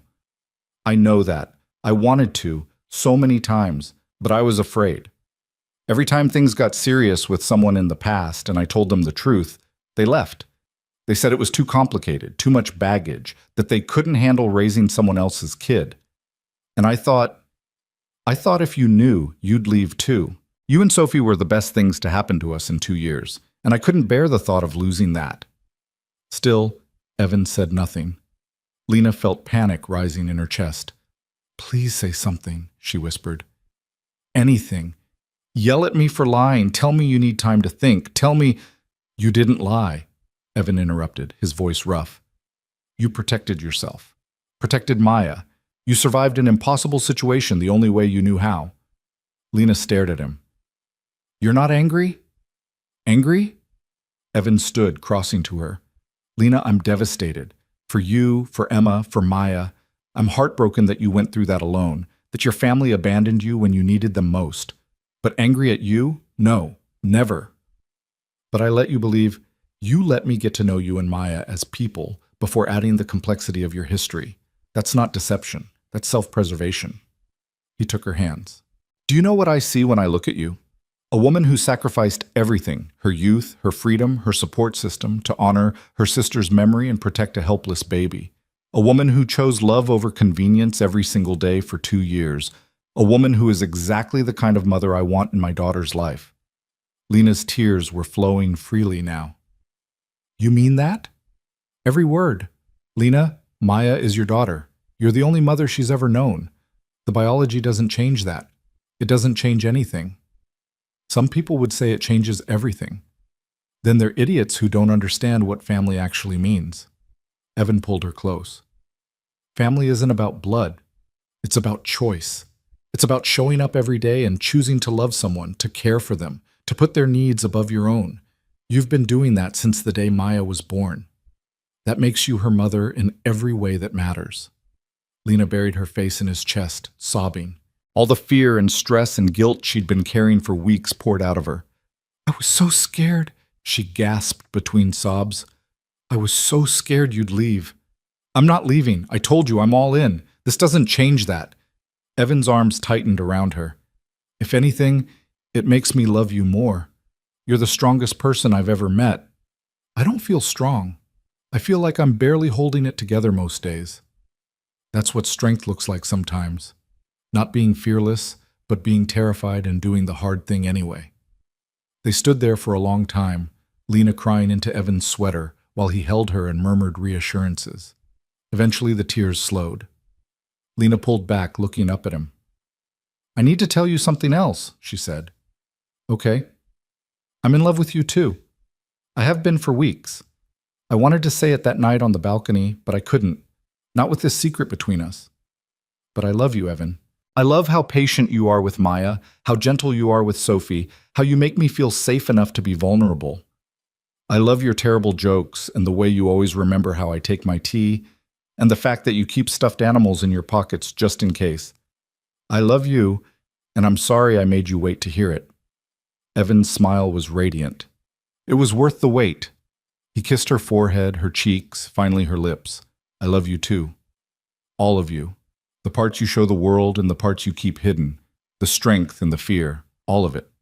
They sank onto the couch together, Lena curled into Evan's side.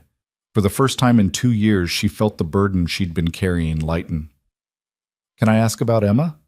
Evan said after a while. What was she like? Lena smiled through fresh tears. She was incredible, wild and free and so full of life. She never met a stranger, could start a conversation with anyone. She believed in magic, used to leave coins on the ground for people to find because she said everyone deserved a little luck. She sang constantly, even though she couldn't carry a tune to save her life. She made the best grilled cheese in the world, used this secret ingredient she wouldn't tell anyone, not even me. Maya has her spirit, Evan observed. That fearlessness, that joy. She does.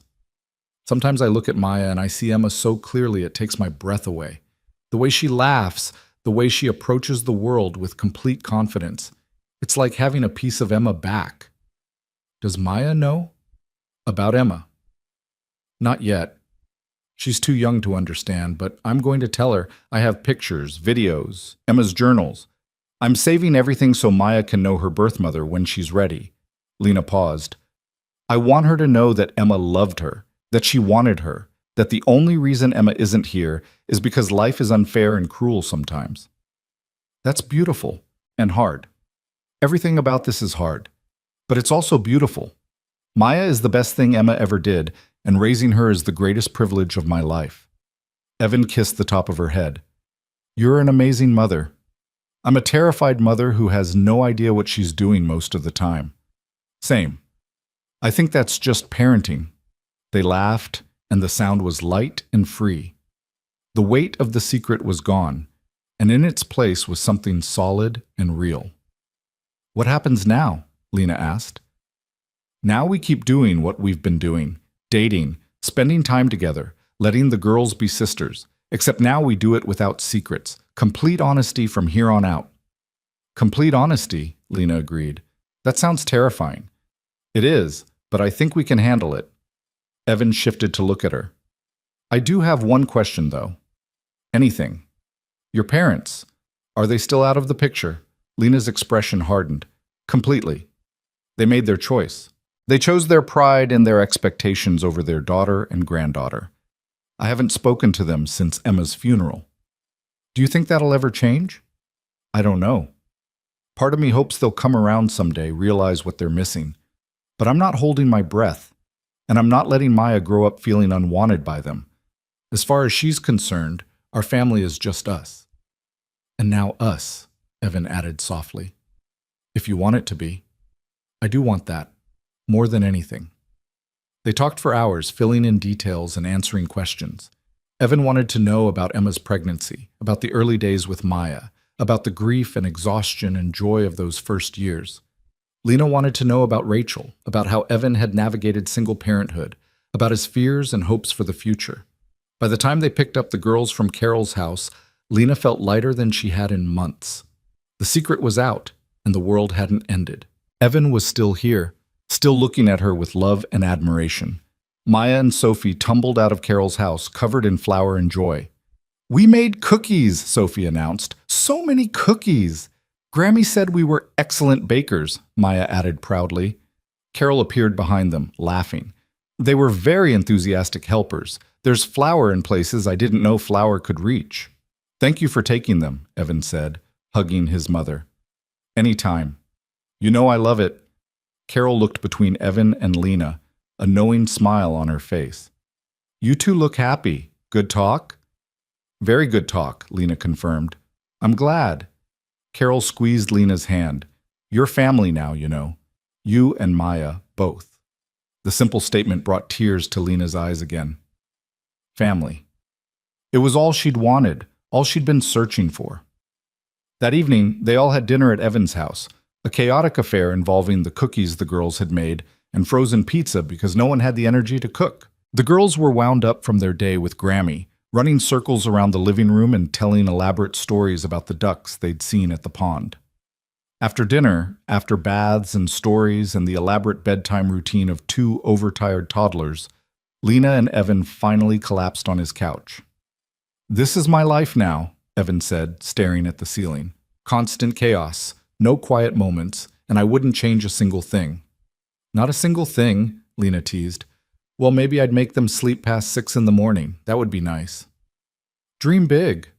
Evan turned to look at her, his expression serious. I am dreaming big. I'm dreaming of mornings where we all wake up in the same house, of bedtime routines that are ours together, not split between two places, of the girls sharing a room because they want to, not just for sleepovers, of building something permanent and real. Lena's breath caught. Evan? Too much? Too fast? No. Perfect. Perfectly terrifying, but perfect. We don't have to rush anything. We can take our time, do this right. But I need you to know that's where I'm headed. Toward you, toward us, toward forever. Forever, Lena whispered, testing the word. It didn't feel as frightening as it once had. I think I like the sound of that. They sat in comfortable silence, hands linked, watching the lights from the city twinkle through the window. Upstairs, they could hear Maya and Sophie giggling, supposedly asleep but clearly still wide awake.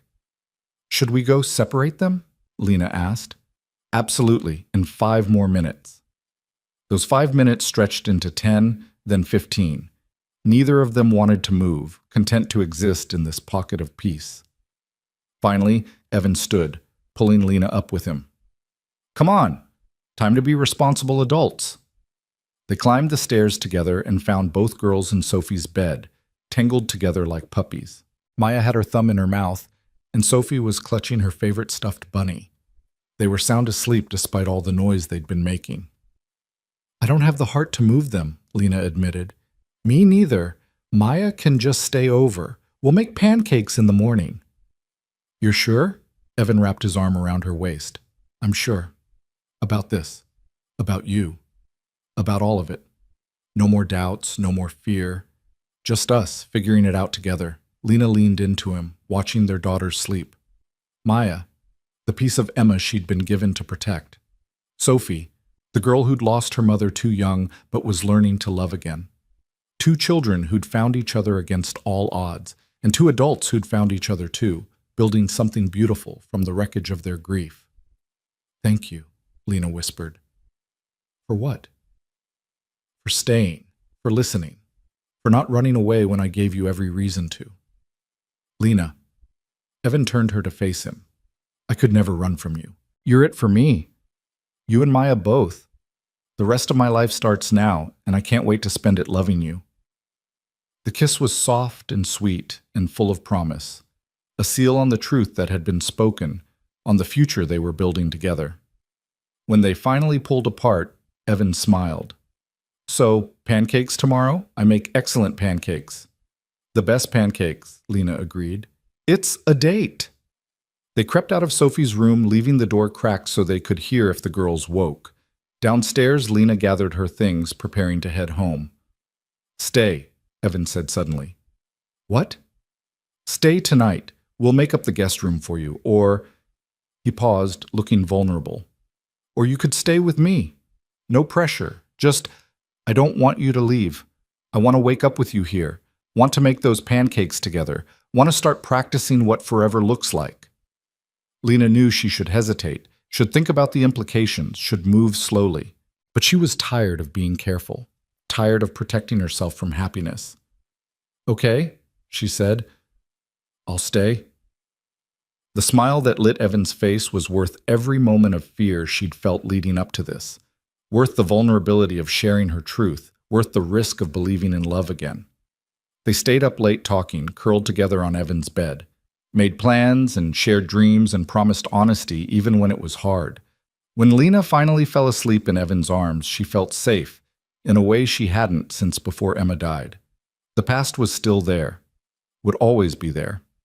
Emma's absence was a permanent ache. The challenges of blending their lives would be real and complicated. But for the first time in 2 years, Lena believed that the future could be more than just surviving. It could be joyful. It could be full. It could be everything she and Maya deserved. And it could start right now, in this moment, with this man who'd chosen to love all of her. The broken parts and the healing parts. The truth and the fear. The mother and the sister and the woman trying to build a life worth living. Morning would bring pancakes and chaos, and the sweet disorder of children who'd found each other. But tonight, there was just this: peace, love, and the quiet certainty that she'd finally found her way home. Morning arrived with the sound of small feet thundering down the hallway and Maya's voice calling out, "Mama, Mama," followed immediately by a delighted squeal when she discovered Lena was still there. Lena opened her eyes to find both girls standing at the bedroom door, staring at her and Evan with wide, curious eyes. "You stayed," Sophie announced, as if this was the best news she'd received in her entire 4 years of life. "I did," Lena confirmed, sitting up and trying to smooth down her sleep-tangled hair. Is that okay with you? Sophie nodded vigorously, then climbed onto the bed between them. Maya followed suit, and suddenly the bed was full of wiggly children and morning breath and pure, uncomplicated joy. Daddy? You said pancakes, Sophie reminded him, poking his shoulder. You promised. I did promise, Evan agreed, his voice still rough with sleep. Give me 5 minutes to wake up, and we'll make the best pancakes you've ever had. The best pancakes, Maya echoed, bouncing on her knees. Those 5 minutes turned into an hour of lazy morning chaos. The girls insisted on helping make pancakes, which meant flour ended up on every surface and the batter had some questionable additions. But the laughter was real, and when they finally sat down to eat, even the slightly lumpy pancakes tasted perfect. This is nice, Sophie said through a mouthful of syrup-soaked pancake. I wish you could stay every day. Lena met Evan's eyes across the table, saw her own thoughts reflected there. This could be every day. This messy, beautiful, chaotic morning routine could be their normal. Me too, sweetheart, she said softly. The next few weeks settled into a new rhythm. Lena and Evan were inseparable, and the girls followed suit. Sleepovers became frequent, rotating between houses until it became hard to remember which toys belonged where. Evan's toothbrush appeared in Lena's bathroom. Her coffee creamer took up residence in his refrigerator, small migrations that spoke of something larger taking shape. But as Thanksgiving approached, reality intruded in the form of a phone call Lena had been dreading. She was at Evan's house helping Sophie with an art project while Evan picked up Maya from her playgroup when her phone rang. The number was unfamiliar, but the area code made her stomach drop. Portland. Hello? Lena, it's Aunt Patricia. Lena's hand tightened on the phone. Patricia was her mother's sister, the only member of her extended family who'd sent a card when Emma died. They hadn't spoken since. Patricia, hi. This is unexpected. I know, I'm sorry to call out of the blue like this. Patricia's voice was strained, but I thought you should know. Your mother is in the hospital. She had a heart attack 3 days ago. The world tilted. Lena sat down heavily on the couch, aware of Sophie watching her with concerned eyes. Is she okay? She's stable now, but it was serious. The doctors are saying she needs to make major lifestyle changes. Your father is, well, you know how he is, not handling it well. Patricia paused. Lena, they've been asking about you, about Maya. After 2 years of silence, now they want to know about us? Bitterness crept into Lena's voice despite her best efforts. I know, I told them they had no right after how they treated you. But your mother, she's been crying, saying she made a mistake, that she wants to see her granddaughter before it's too late. It's already too late, Lena said flatly. They made their choice. I understand. I do. I promised I'd call. What you do with this information is up to you. Patricia sighed. For what it's worth, I think you've done an incredible job with Maya. Emma would be so proud of you. Tears burned Lena's eyes. Thank you. After she hung up, Lena sat staring at the phone, trying to process. Sophie had abandoned her art project and was now standing in front of Lena, her small face creased with worry. Are you sad? Sophie asked. A little bit, honey. Do you need a hug? Lena pulled Sophie into her arms, breathing in the scent of her strawberry shampoo. I would love a hug. Thank you. They were still sitting like that when Evan returned with Maya. He took one look at Lena's face and immediately understood something was wrong. Girls, why don't you go play in the playroom for a bit, he suggested. I need to talk to Lena. But Daddy... Sophie, please. Something in his tone made both girls obey without further protest. Once they were upstairs, Evan sat beside Lena, taking her hand. What happened? Lena told him about the call, about her mother's heart attack, about the sudden desire to meet Maya after 2 years of pretending she didn't exist. What are you going to do? Evan asked when she finished. I don't know. Part of me wants to tell them to go to hell. They abandoned us when we needed them most. Why should I let them back in now? That's fair. But another part of me thinks about Maya. She deserves to know her family, even if they're imperfect. And what if something happens to my mother? What if Maya grows up and resents me for keeping her from them? Also fair. Evan squeezed her hand. There's no easy answer here. I know. Lena leaned against him, exhausted. Why does everything have to be so complicated? Because life is messy and people are flawed and love is hard. Evan kissed the top of her head. But you don't have to decide right now. Take some time. Think about what you want, what's best for Maya. I'll support you either way. Even if I decide to let them back in, even if it brings all this family drama into our lives. Even then. Lena, I signed up for all of you. That includes your complicated family situation. He pulled back to look at her. Besides, you think my family is perfect?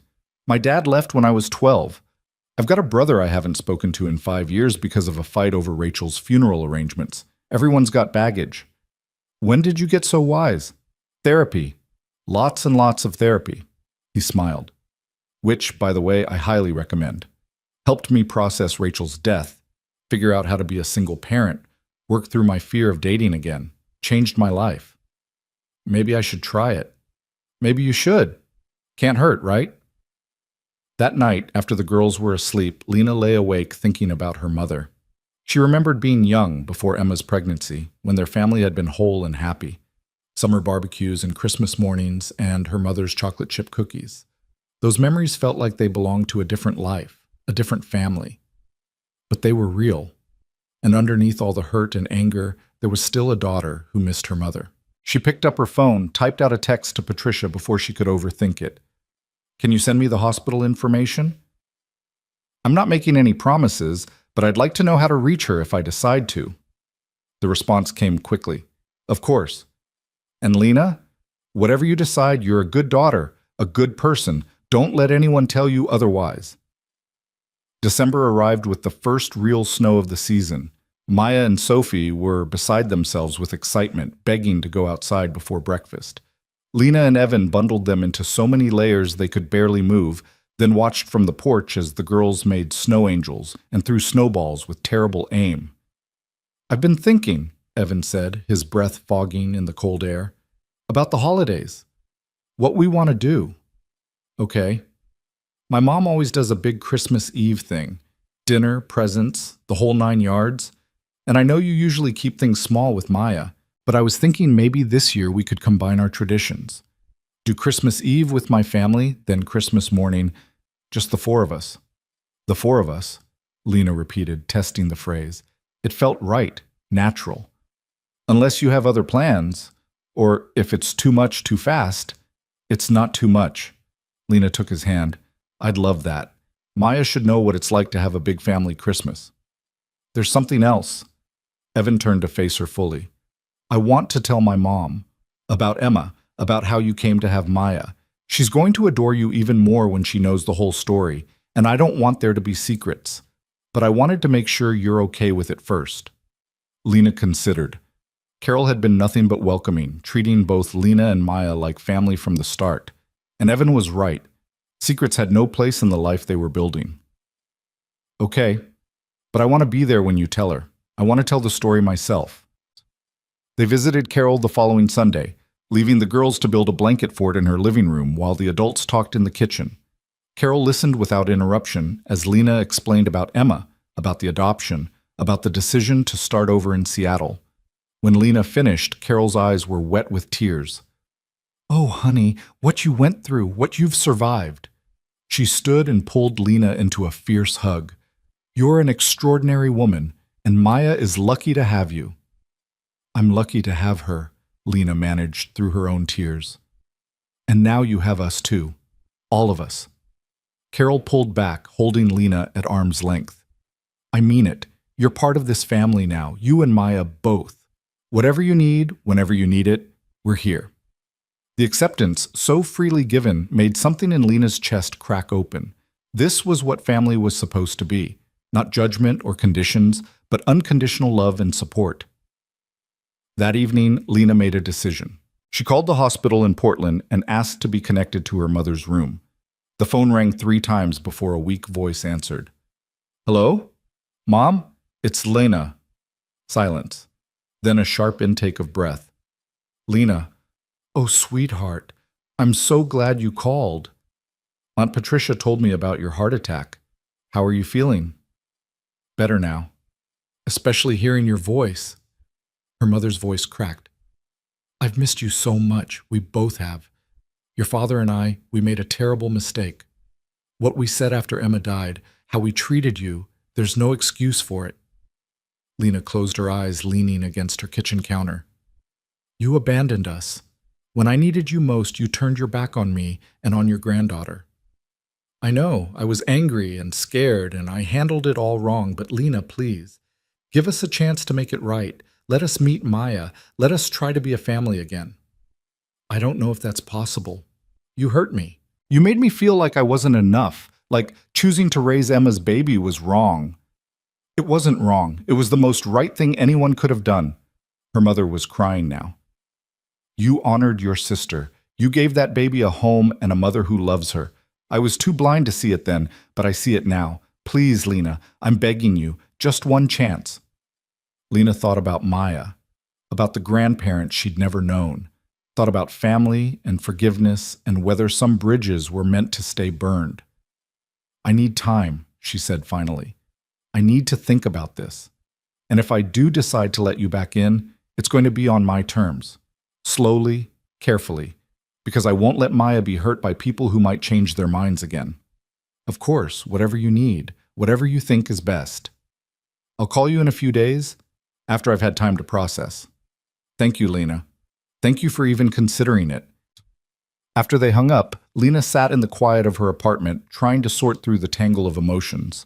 She was still angry, still hurt, but underneath it all was a tiny seed of hope that maybe, just maybe, something good could come from this. Her phone buzzed. Evan. How did it go? Lena. Complicated. Can you come over? Evan. Be there in 20 minutes. He arrived with takeout and wine, and they talked late into the night about family and forgiveness and how to protect the people you love while still giving them room to grow. Evan didn't tell her what to do, didn't push her in any direction. He just listened and held her and reminded her that whatever she decided, she wasn't alone. I think I want to try, Lena said finally, somewhere around midnight. Not for them, for Maya. She deserves the chance to know her grandparents, even if they're imperfect, even if it's scary. Then we'll make it work, Evan said simply. We'll set boundaries, take it slow, protect Maya first, but we'll try. We, Lena repeated. I like that you keep saying we. Get used to it. There's no more you and me separately. It's us now, a team. The week before Christmas, Lena's parents drove up to Seattle. She'd agreed to meet them at a neutral location, a family-friendly restaurant with a play area where the girls could escape if things got tense. Evan insisted on coming, bringing Sophie as a buffer and a support. Lena saw her parents the moment they walked in. They'd aged in the 2 years since she'd seen them. Her mother looked frail, still recovering from the heart attack. Her father's hair had gone completely gray. Mama, who are those people? Maya asked, looking up from her coloring. Lena took a breath. Those are my parents, baby. Your grandparents. They've come to meet you. Maya studied them with the solemn intensity she reserved for important moments. Okay. The reunion was awkward at first. Lena's mother cried the moment she saw Maya, and her father stood stiffly, clearly uncomfortable.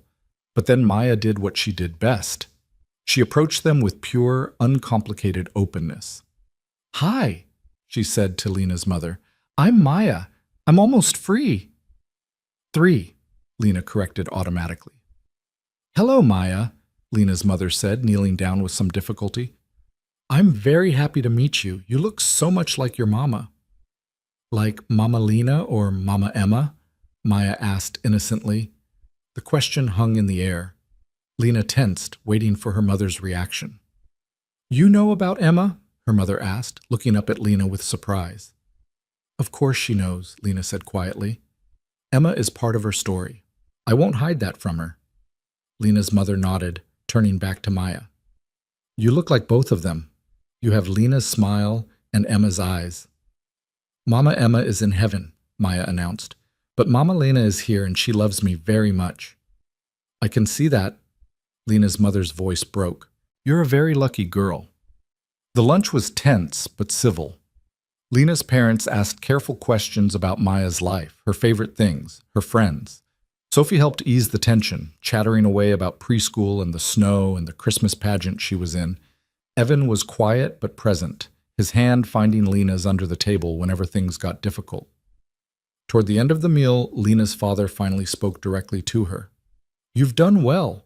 With Maya, with your life. We were wrong to doubt you." It wasn't a full apology, but it was something.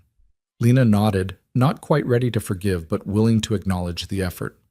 "I want Maya to know you," she said carefully, "but this has to be on my terms. You don't get to waltz back in and pretend the last 2 years didn't happen. You hurt me.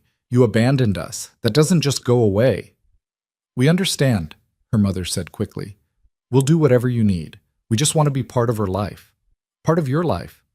Then we'll take it slow. Video calls at first, maybe, then visits. We'll see how it goes." After they left, Lena felt wrung out and emotionally exhausted. Evan drove them all back to his house, where he put on a movie for the girls and made Lena tea without asking. "You did good," he said, settling beside her on the couch. "Did I? I feel like I just opened Pandora's box." "Maybe, but maybe that box needed to be opened. Maya deserves to know all her family, and your parents deserve a chance to make amends. Doesn't mean you have to trust them completely or forgive them right away. It just means you're giving them a chance." "When did you become so wise about family dynamics?" "Therapy," Evan repeated, grinning. "Seriously, you should try it." Christmas Eve at Carol's house was everything Lena had hoped for and more.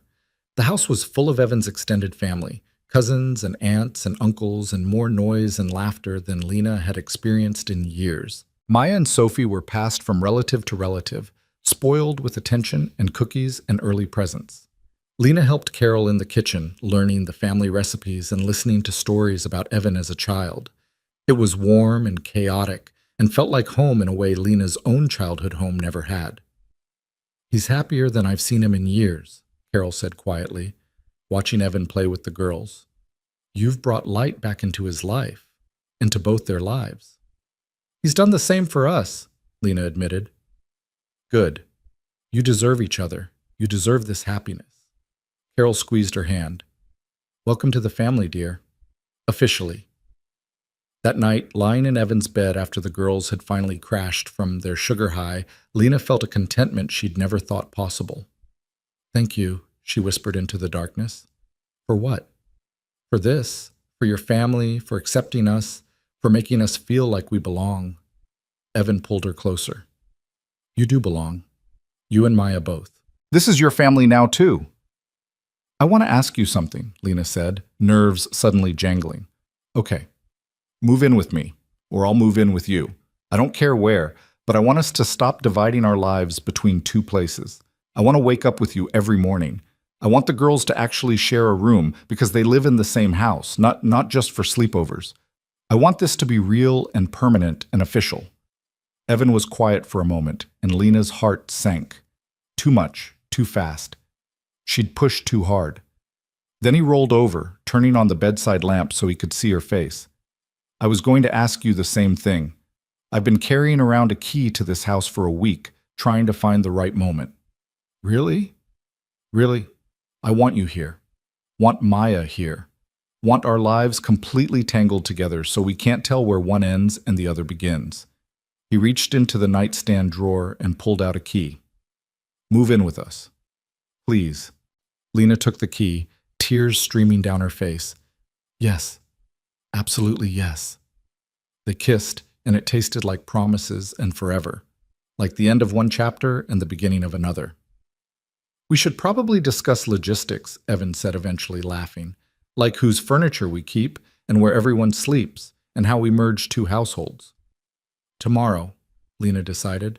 "Tonight, let's just be happy about it." "I can do that."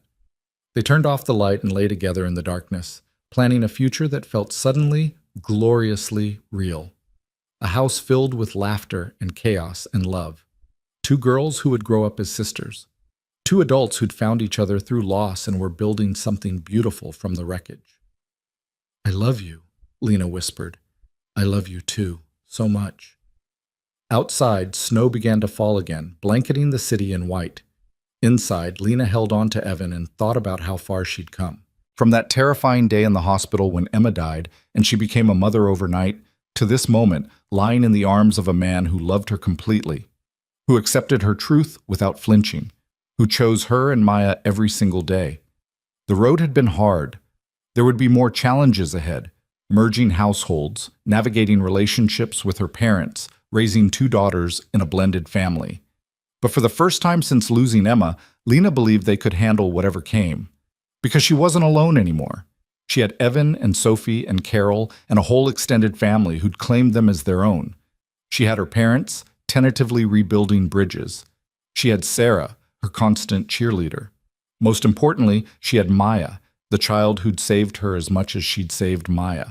And she had herself, stronger than she'd ever known, braver than she'd believed possible, worthy of the love she'd found. The future was uncertain. It always would be. But lying there in Evan's arms, listening to the soft sound of his breathing, and the distant giggles of their daughters who were supposed to be asleep, Lena felt something she hadn't felt in 2 years. Peace.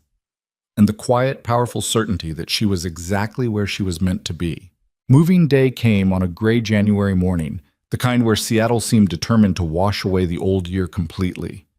Lena stood in her apartment, soon to be her former apartment, surrounded by boxes, and felt the weight of what she was about to do settle over her shoulders. "Second thoughts?" Sarah asked, taping up another box of kitchen supplies. "Terrified thoughts," Lena corrected. "But not second ones. This is right. I know it is."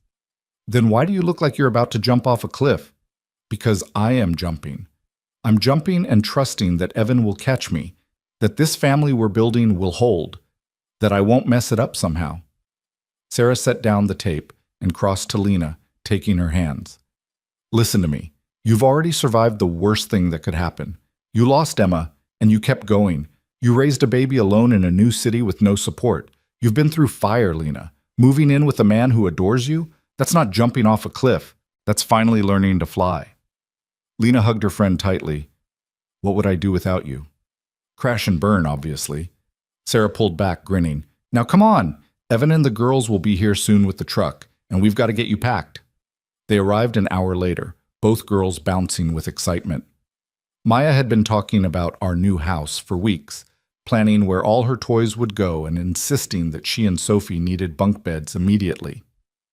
"Mama, is it time? Can we go now?" Maya tugged on Lena's hand. "Almost, baby. We have to load the truck first." "I'll help," Sophie declared. She picked up a small box of Maya's books and staggered toward the door with it.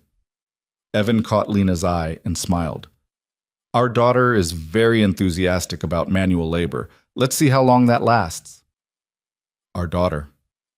The casual way he said it made Lena's heart squeeze. Sophie had started calling Lena by her name a few weeks ago, testing the waters. Last week she'd slipped and called her Mama Lena, then looked terrified like she'd done something wrong. Lena had pulled her close and told her it was perfect, that she could call her whatever felt right. The move took all day. Friends of Evan's showed up to help. Other teachers from his school, neighbors, people who welcomed Lena into their circle without hesitation. By evening, Lena's apartment was empty and Evan's house was full of boxes and chaos. The girls were too excited to sleep, running through the house, claiming spaces and making plans. They'd decided that Sophie's room would become their shared room, and what had been the guest room would become a play area. "We need to paint it," Sophie announced seriously. "Purple, Maya's favorite color." "Purple it is," Evan agreed. "But not tonight. Tonight, we order pizza and try to find the sheets so everyone has a bed to sleep in." They found the sheets eventually, made up beds in rooms that didn't quite feel like home yet. After the girls finally crashed around 9, exhausted from the excitement, Lena and Evan collapsed on the couch. "We did it," Evan said, pulling her against his side.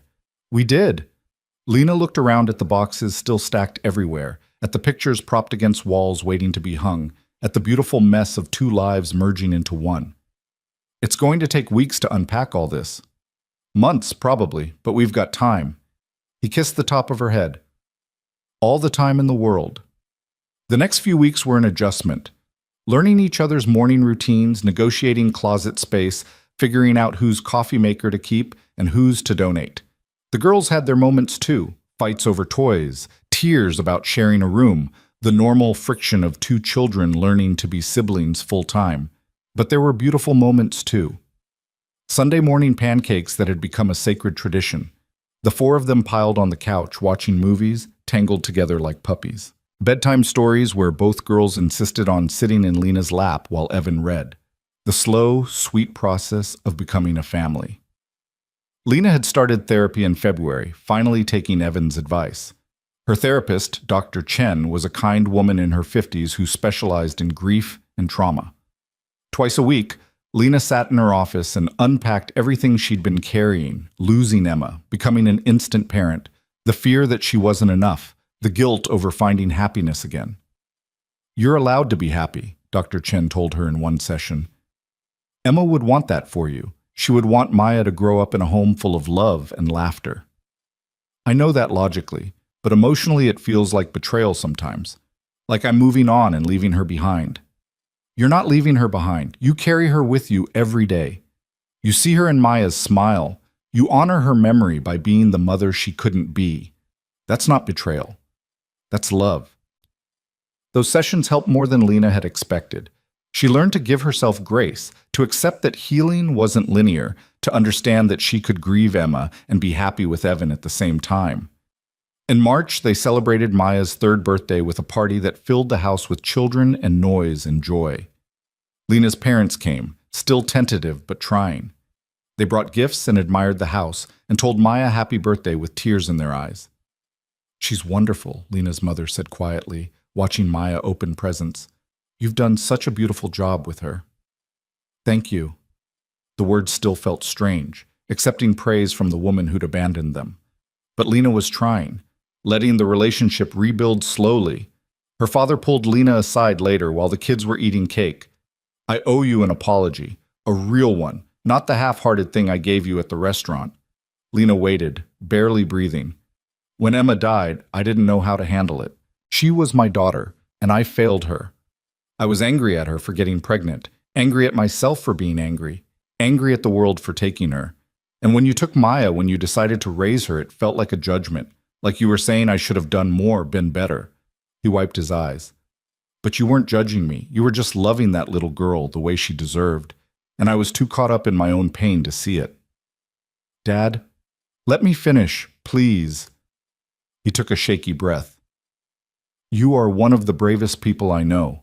You gave up everything to honor your sister and protect her child. You built a life from nothing, and now you've found love again, built this beautiful family. I'm so proud of you, Lena, and I'm so sorry it took me this long to say it." Lena fell into her father's arms and cried. They stood there in the kitchen while the party continued around them, two people trying to bridge 2 years of hurt and silence. "I'm sorry too," Lena whispered, "for shutting you out, for not trying harder to make you understand. You had nothing to be sorry for. Nothing. This is all on us." When they pulled apart, Lena's mother was there, joining the embrace. The three of them stood together, and Lena felt something she'd thought was permanently broken start to heal. That evening, after the party was cleaned up and the girls were in bed, Lena found Evan on the back porch. Spring was coming early to Seattle, and the air smelled of rain and new growth. "Big day," he said as she settled beside him. "Huge day." Lena leaned her head on his shoulder. "My dad apologized. Really apologized." "How do you feel about that?" "Good. Scared. Hopeful. All of it at once." She paused. "Thank you for being patient with me. With all of this, I know having my parents in our lives adds complications. Families are complicated. That's what makes them families." Evan took her hand. "Besides, Maya deserves to know her grandparents. And you deserve to have your parents back if that's what you want." "I think I do. It won't ever be what it was before Emma died. But maybe it can be something new. Something better." They sat in comfortable silence, watching the sky fade from gray to dark. Inside, they could hear the girls giggling, supposedly asleep but clearly still wired from the party. "I want to ask you something," Evan said suddenly. "Okay." He stood, pulling Lena to her feet. Then, to her complete shock, he knelt down on one knee. "Evan." Let me get this out before I lose my nerve. He pulled a small box from his pocket, hands shaking slightly. I had this whole plan. Fancy dinner, perfect timing, a speech I'd been rehearsing for weeks. But then today happened, and I watched you with your parents and with our daughters and with everyone we love, and I realized I didn't want to wait for the perfect moment.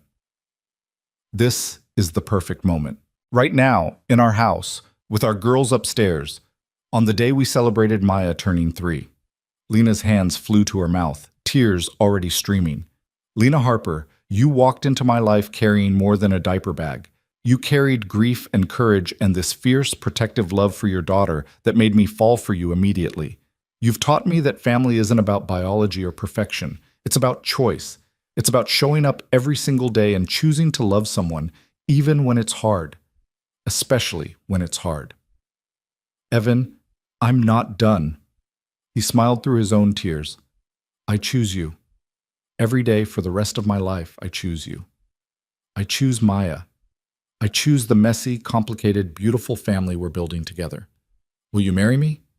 Will you let me spend the rest of my life proving that you made the right choice when you took a chance on that blind date? Yes. The word came out as a sob. Yes. Absolutely yes. Evan slid the ring onto her finger, a simple band with a small diamond that caught the porch light. Then he stood and kissed her like they were the only two people in the world. A crash from inside made them break apart. They're kissing! Sophie's voice carried clearly through the window. Mama! Evan! Maya's shriek followed. Both girls tumbled out onto the porch in their pajamas, having clearly been spying the entire time. Are you getting married? Sophie demanded, like in the princess movies. We are, Evan confirmed, scooping her up. Does that mean Maya is really my sister now? Forever and ever. Forever and ever, Lena agreed, pulling Maya into her arms. Yes! Both girls screamed in unison, so loud the neighbors' lights turned on. They stood there on the porch, the four of them wrapped in a group hug, and Lena felt the final piece of her heart click into place. This was her family. Not the one she'd been born into or the one she'd lost, but the one she'd chosen and built from love and courage and impossible circumstances. The wedding was small, held in Carol's backyard on a sunny May morning. Just close friends and family, exactly what Lena and Evan wanted. Maya and Sophie were flower girls, wearing matching purple dresses that they'd insisted on picking out themselves. They took their job very seriously, scattering petals with intense concentration. Lena's parents were there, her mother crying throughout the entire ceremony. Sarah stood as maid of honor, beaming with pride. Carol sat in the front row, dabbing her eyes and looking utterly delighted. But the moment that broke Lena completely was during the vows. Evan had written his own, and when he spoke, his voice was steady and sure. Lena, 2 years ago, I didn't believe I could love again. I thought that part of my life was over, that I'd had my chance at happiness and lost it. Then you walked into that cafe with Maya on your hip, and everything changed. You showed me that the heart has infinite capacity for love, that choosing to love again doesn't diminish what came before. It honors it. He turned to Maya, who was standing with Sophie near the arbor. Maya, I promise to love you like you're my own, to show up for dance recitals and scraped knees and teenage heartbreaks, to honor your Mama Emma's memory and make sure you always know how much she loved you, to be the dad you deserve. Maya, not quite understanding but sensing the importance, nodded solemnly. Then it was Lena's turn. She looked at Evan, at this man who'd seen all her broken pieces and loved her anyway. Evan, you stayed. That's the first thing I need to say. You stayed when you saw Maya, when I told you my truth, when I was too scared to let you in. You stayed and you kept staying, and you taught me that love doesn't run from complicated. It runs toward it. Her voice wavered. You've given me something I never thought I'd have again. A family. A home. A future that feels like possibility instead of just survival. You've loved my daughter like she's yours. You've been patient with my healing and gentle with my grief. You've shown me that it's okay to be happy again. She turned to Sophie. Sophie, thank you for sharing your dad with us. Thank you for being Maya's sister and my daughter.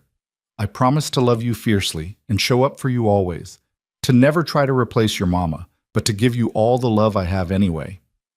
There wasn't a dry eye in the garden by the time they exchanged rings. When the officiant finally pronounced them married and Evan kissed her, their daughters cheered louder than anyone else. The reception was in the same backyard, tables set up under string lights and paper lanterns. There was dancing and laughter and toasts that made everyone cry and laugh in equal measure. Lena danced with her father, with Evan, with both girls at once.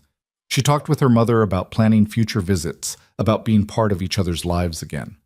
As the sun set and the party continued around them, Evan pulled Lena away to a quiet corner of the garden. "Happy?" he asked. Deliriously, she kissed him softly. "Thank you for this. For all of it. Thank you for saying yes. To the date, to moving in, to forever." They watched their daughters chase fireflies across the lawn, heard their laughter mixing with the music and conversation. This was everything Lena had dreamed of during those dark early days with Maya, when she thought they'd always be alone. "Do you think Emma would be happy?" Lena asked quietly. "About all this?" "I think Emma would be thrilled. You gave her daughter a beautiful life, Lena, a family that loves her, a sister, stability, joy. You kept your promise to her." "I wish she could see it." "Maybe she can." Evan pulled her closer. "And even if she can't, we'll make sure Maya knows her story. That she was loved by two mothers, one who gave her life and one who gave her everything else." The girls ran up to them, breathless and glowing. "Mama, did you see? We caught 3 fireflies." Maya held up her cupped hands carefully. "Very impressive, baby. Can we keep them?" "How about we let them go and make a wish?" Lena suggested. "That's what my sister and I used to do when we were little." "What should we wish for?" Sophie asked. Lena looked at Evan, at their daughters, at the life they'd built together from grief and hope and impossible love. "Wish for whatever makes you happiest." The girls closed their eyes, whispered their secret wishes, then opened their hands. The fireflies rose into the darkening sky, little points of light floating upward. "I wished for ice cream," Maya announced immediately. "I wished for a puppy," Sophie added. Evan laughed. "Well, one of those wishes I can make come true right now. Who wants cake?" "Me!" both girls shrieked, racing back toward the party. Lena stayed where she was for a moment, watching the fireflies disappear into the twilight. She didn't make a wish. She didn't need to. Everything she'd ever wanted was right here, in this garden, in this moment, in this family she'd built from the ashes of loss. She felt Evan's hand slip into hers. "You coming, Mrs. Brooks?"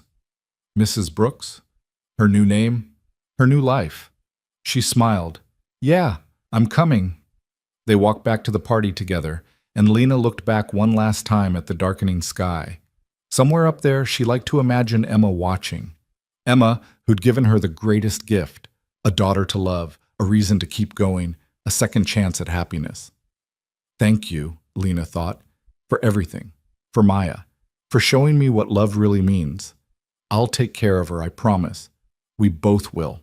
The months that followed were full of the ordinary magic of daily life. School drop-offs and grocery shopping and family dinners. Sophie starting kindergarten with Maya cheering her on. Weekend trips to the coast where the girls collected shells and Evan taught them about tide pools. Quiet evenings after bedtime where Lena and Evan talked about everything and nothing. Lena's relationship with her parents continued to heal, slowly but steadily. They came for dinner once a month, brought thoughtful gifts for the girls, and told stories about Emma that made her feel present again. Her mother and Maya had developed a special bond over baking. Emma's secret grilled cheese ingredient had apparently been a little garlic powder, a secret her mother finally revealed. In August, on what would have been Emma's 30th birthday, Lena took Maya to the beach where she'd scattered some of Emma's ashes 2 years ago. Sophie and Evan came too, understanding that some moments needed to be shared. Mama Emma would be 30 today, Lena told Maya, who was now 3.5 and understood more than she used to. "She was my sister, and she loved you very, very much." "I wish I could meet her," Maya said, her small face serious. "Me too, baby. But she's always with us, in here." Lena pressed her hand over Maya's heart. "Every time you're brave or kind or silly, that's her. She gave me you, and that was the best gift anyone ever gave me." Maya thought about this, then picked up a shell. "Can we leave this here for her, so she knows we remembered?" That's a beautiful idea. They placed the shell carefully on the sand and Sophie added one of her own. For Mama Emma, she said solemnly. Thank you for Maya. Evan put his arm around Lena as they stood watching the waves. You okay? Yeah. And she was. The grief was still there. It would always be there. But it didn't hurt the way it used to. It was softer now, woven into the fabric of her life rather than dominating it. I think I'm exactly where I'm supposed to be. That night, after the girls were asleep, Lena sat down at her computer and did something she'd been thinking about for months. She opened a document and started typing. Dear Maya, this is the story of how you came into my life and how we became a family. She wrote for hours, pouring out everything. Emma's pregnancy, the joy and terror of those 9 months, the tragedy of losing her sister and gaining a daughter in the same day. The struggles of the first years, the move to Seattle, meeting Evan and Sophie. She wrote about choosing Maya every single day, about the fierce protective love that had grown from grief. When she finished, the sky was starting to lighten with dawn. She saved the document and labeled it, For Maya, When You're Ready. Someday, when Maya was old enough to understand, Lena would give her this story, would show her pictures of Emma, videos of her voice, journals filled with her thoughts, would make sure Maya knew that she was loved by 2 mothers who both chose her completely. But for now, there was breakfast to make, and children to wake up, and a life to live. Lena closed her laptop and headed to the kitchen, where Evan was already making coffee. You were up late, he observed, handing her a cup. Writing something for Maya, for the future. Her story? Our story. All of it. Lena took a sip, savoring the perfect temperature. He always got it just right. I want her to know the truth, the whole truth, when she's ready for it. She's lucky to have you. I'm lucky to have her, to have all of you. Lena set down her cup and wrapped her arms around him. Sometimes I still can't believe this is real, that I get to have this family, this love, this ordinary, beautiful life. Believe it. Evan kissed her forehead. This is real. We're real. And we're not going anywhere. Footsteps thundered overhead. The girls were awake. Daddy! Mama Lena! Can we have pancakes? Evan grinned. Duty calls. They made pancakes together, the 4 of them crowded in the kitchen. Maya insisted on mixing the batter, and Sophie was in charge of adding chocolate chips. There was flour everywhere, and laughter, and the kind of chaos that meant home. Looking around at her family, at Evan flipping pancakes, at Sophie and Maya giggling over a private joke, at the life they'd built in this house, Lena felt gratitude so overwhelming it brought tears to her eyes. She'd lost so much. Emma, her parents for a time, the future she'd imagined for herself. But from that loss had come this, a love deeper than she'd known possible. Daughters who filled her heart to bursting. A partner who saw every part of her and chose to stay. Life hadn't turned out the way she'd planned. It had turned out better. That evening, after dinner and baths and the elaborate bedtime routine that involved 3 stories and 2 songs and endless negotiations about 5 more minutes, Lena and Evan stood in the doorway of the girls' room. Maya and Sophie were finally asleep, tangled together in Sophie's bed, even though they each had their own. They're beautiful, Evan whispered. They really are. Lena leaned against him. Do you ever wonder what our lives would be like if I hadn't brought Maya to that first date? If I'd gotten a babysitter like everyone expected? All the time. And then I think about how we almost missed this. How one different decision would have changed everything. He turned to look at her. I'm so glad you were brave enough to bring her, to show me who you really were from the start. I'm glad you were brave enough to stay. They stood there a moment longer, watching their daughters sleep. Then they turned off the light and headed to their own room, hand in hand. Before bed, Lena opened the window to let in the cool night air. She could smell jasmine from the garden, could hear the distant sound of the city settling into sleep.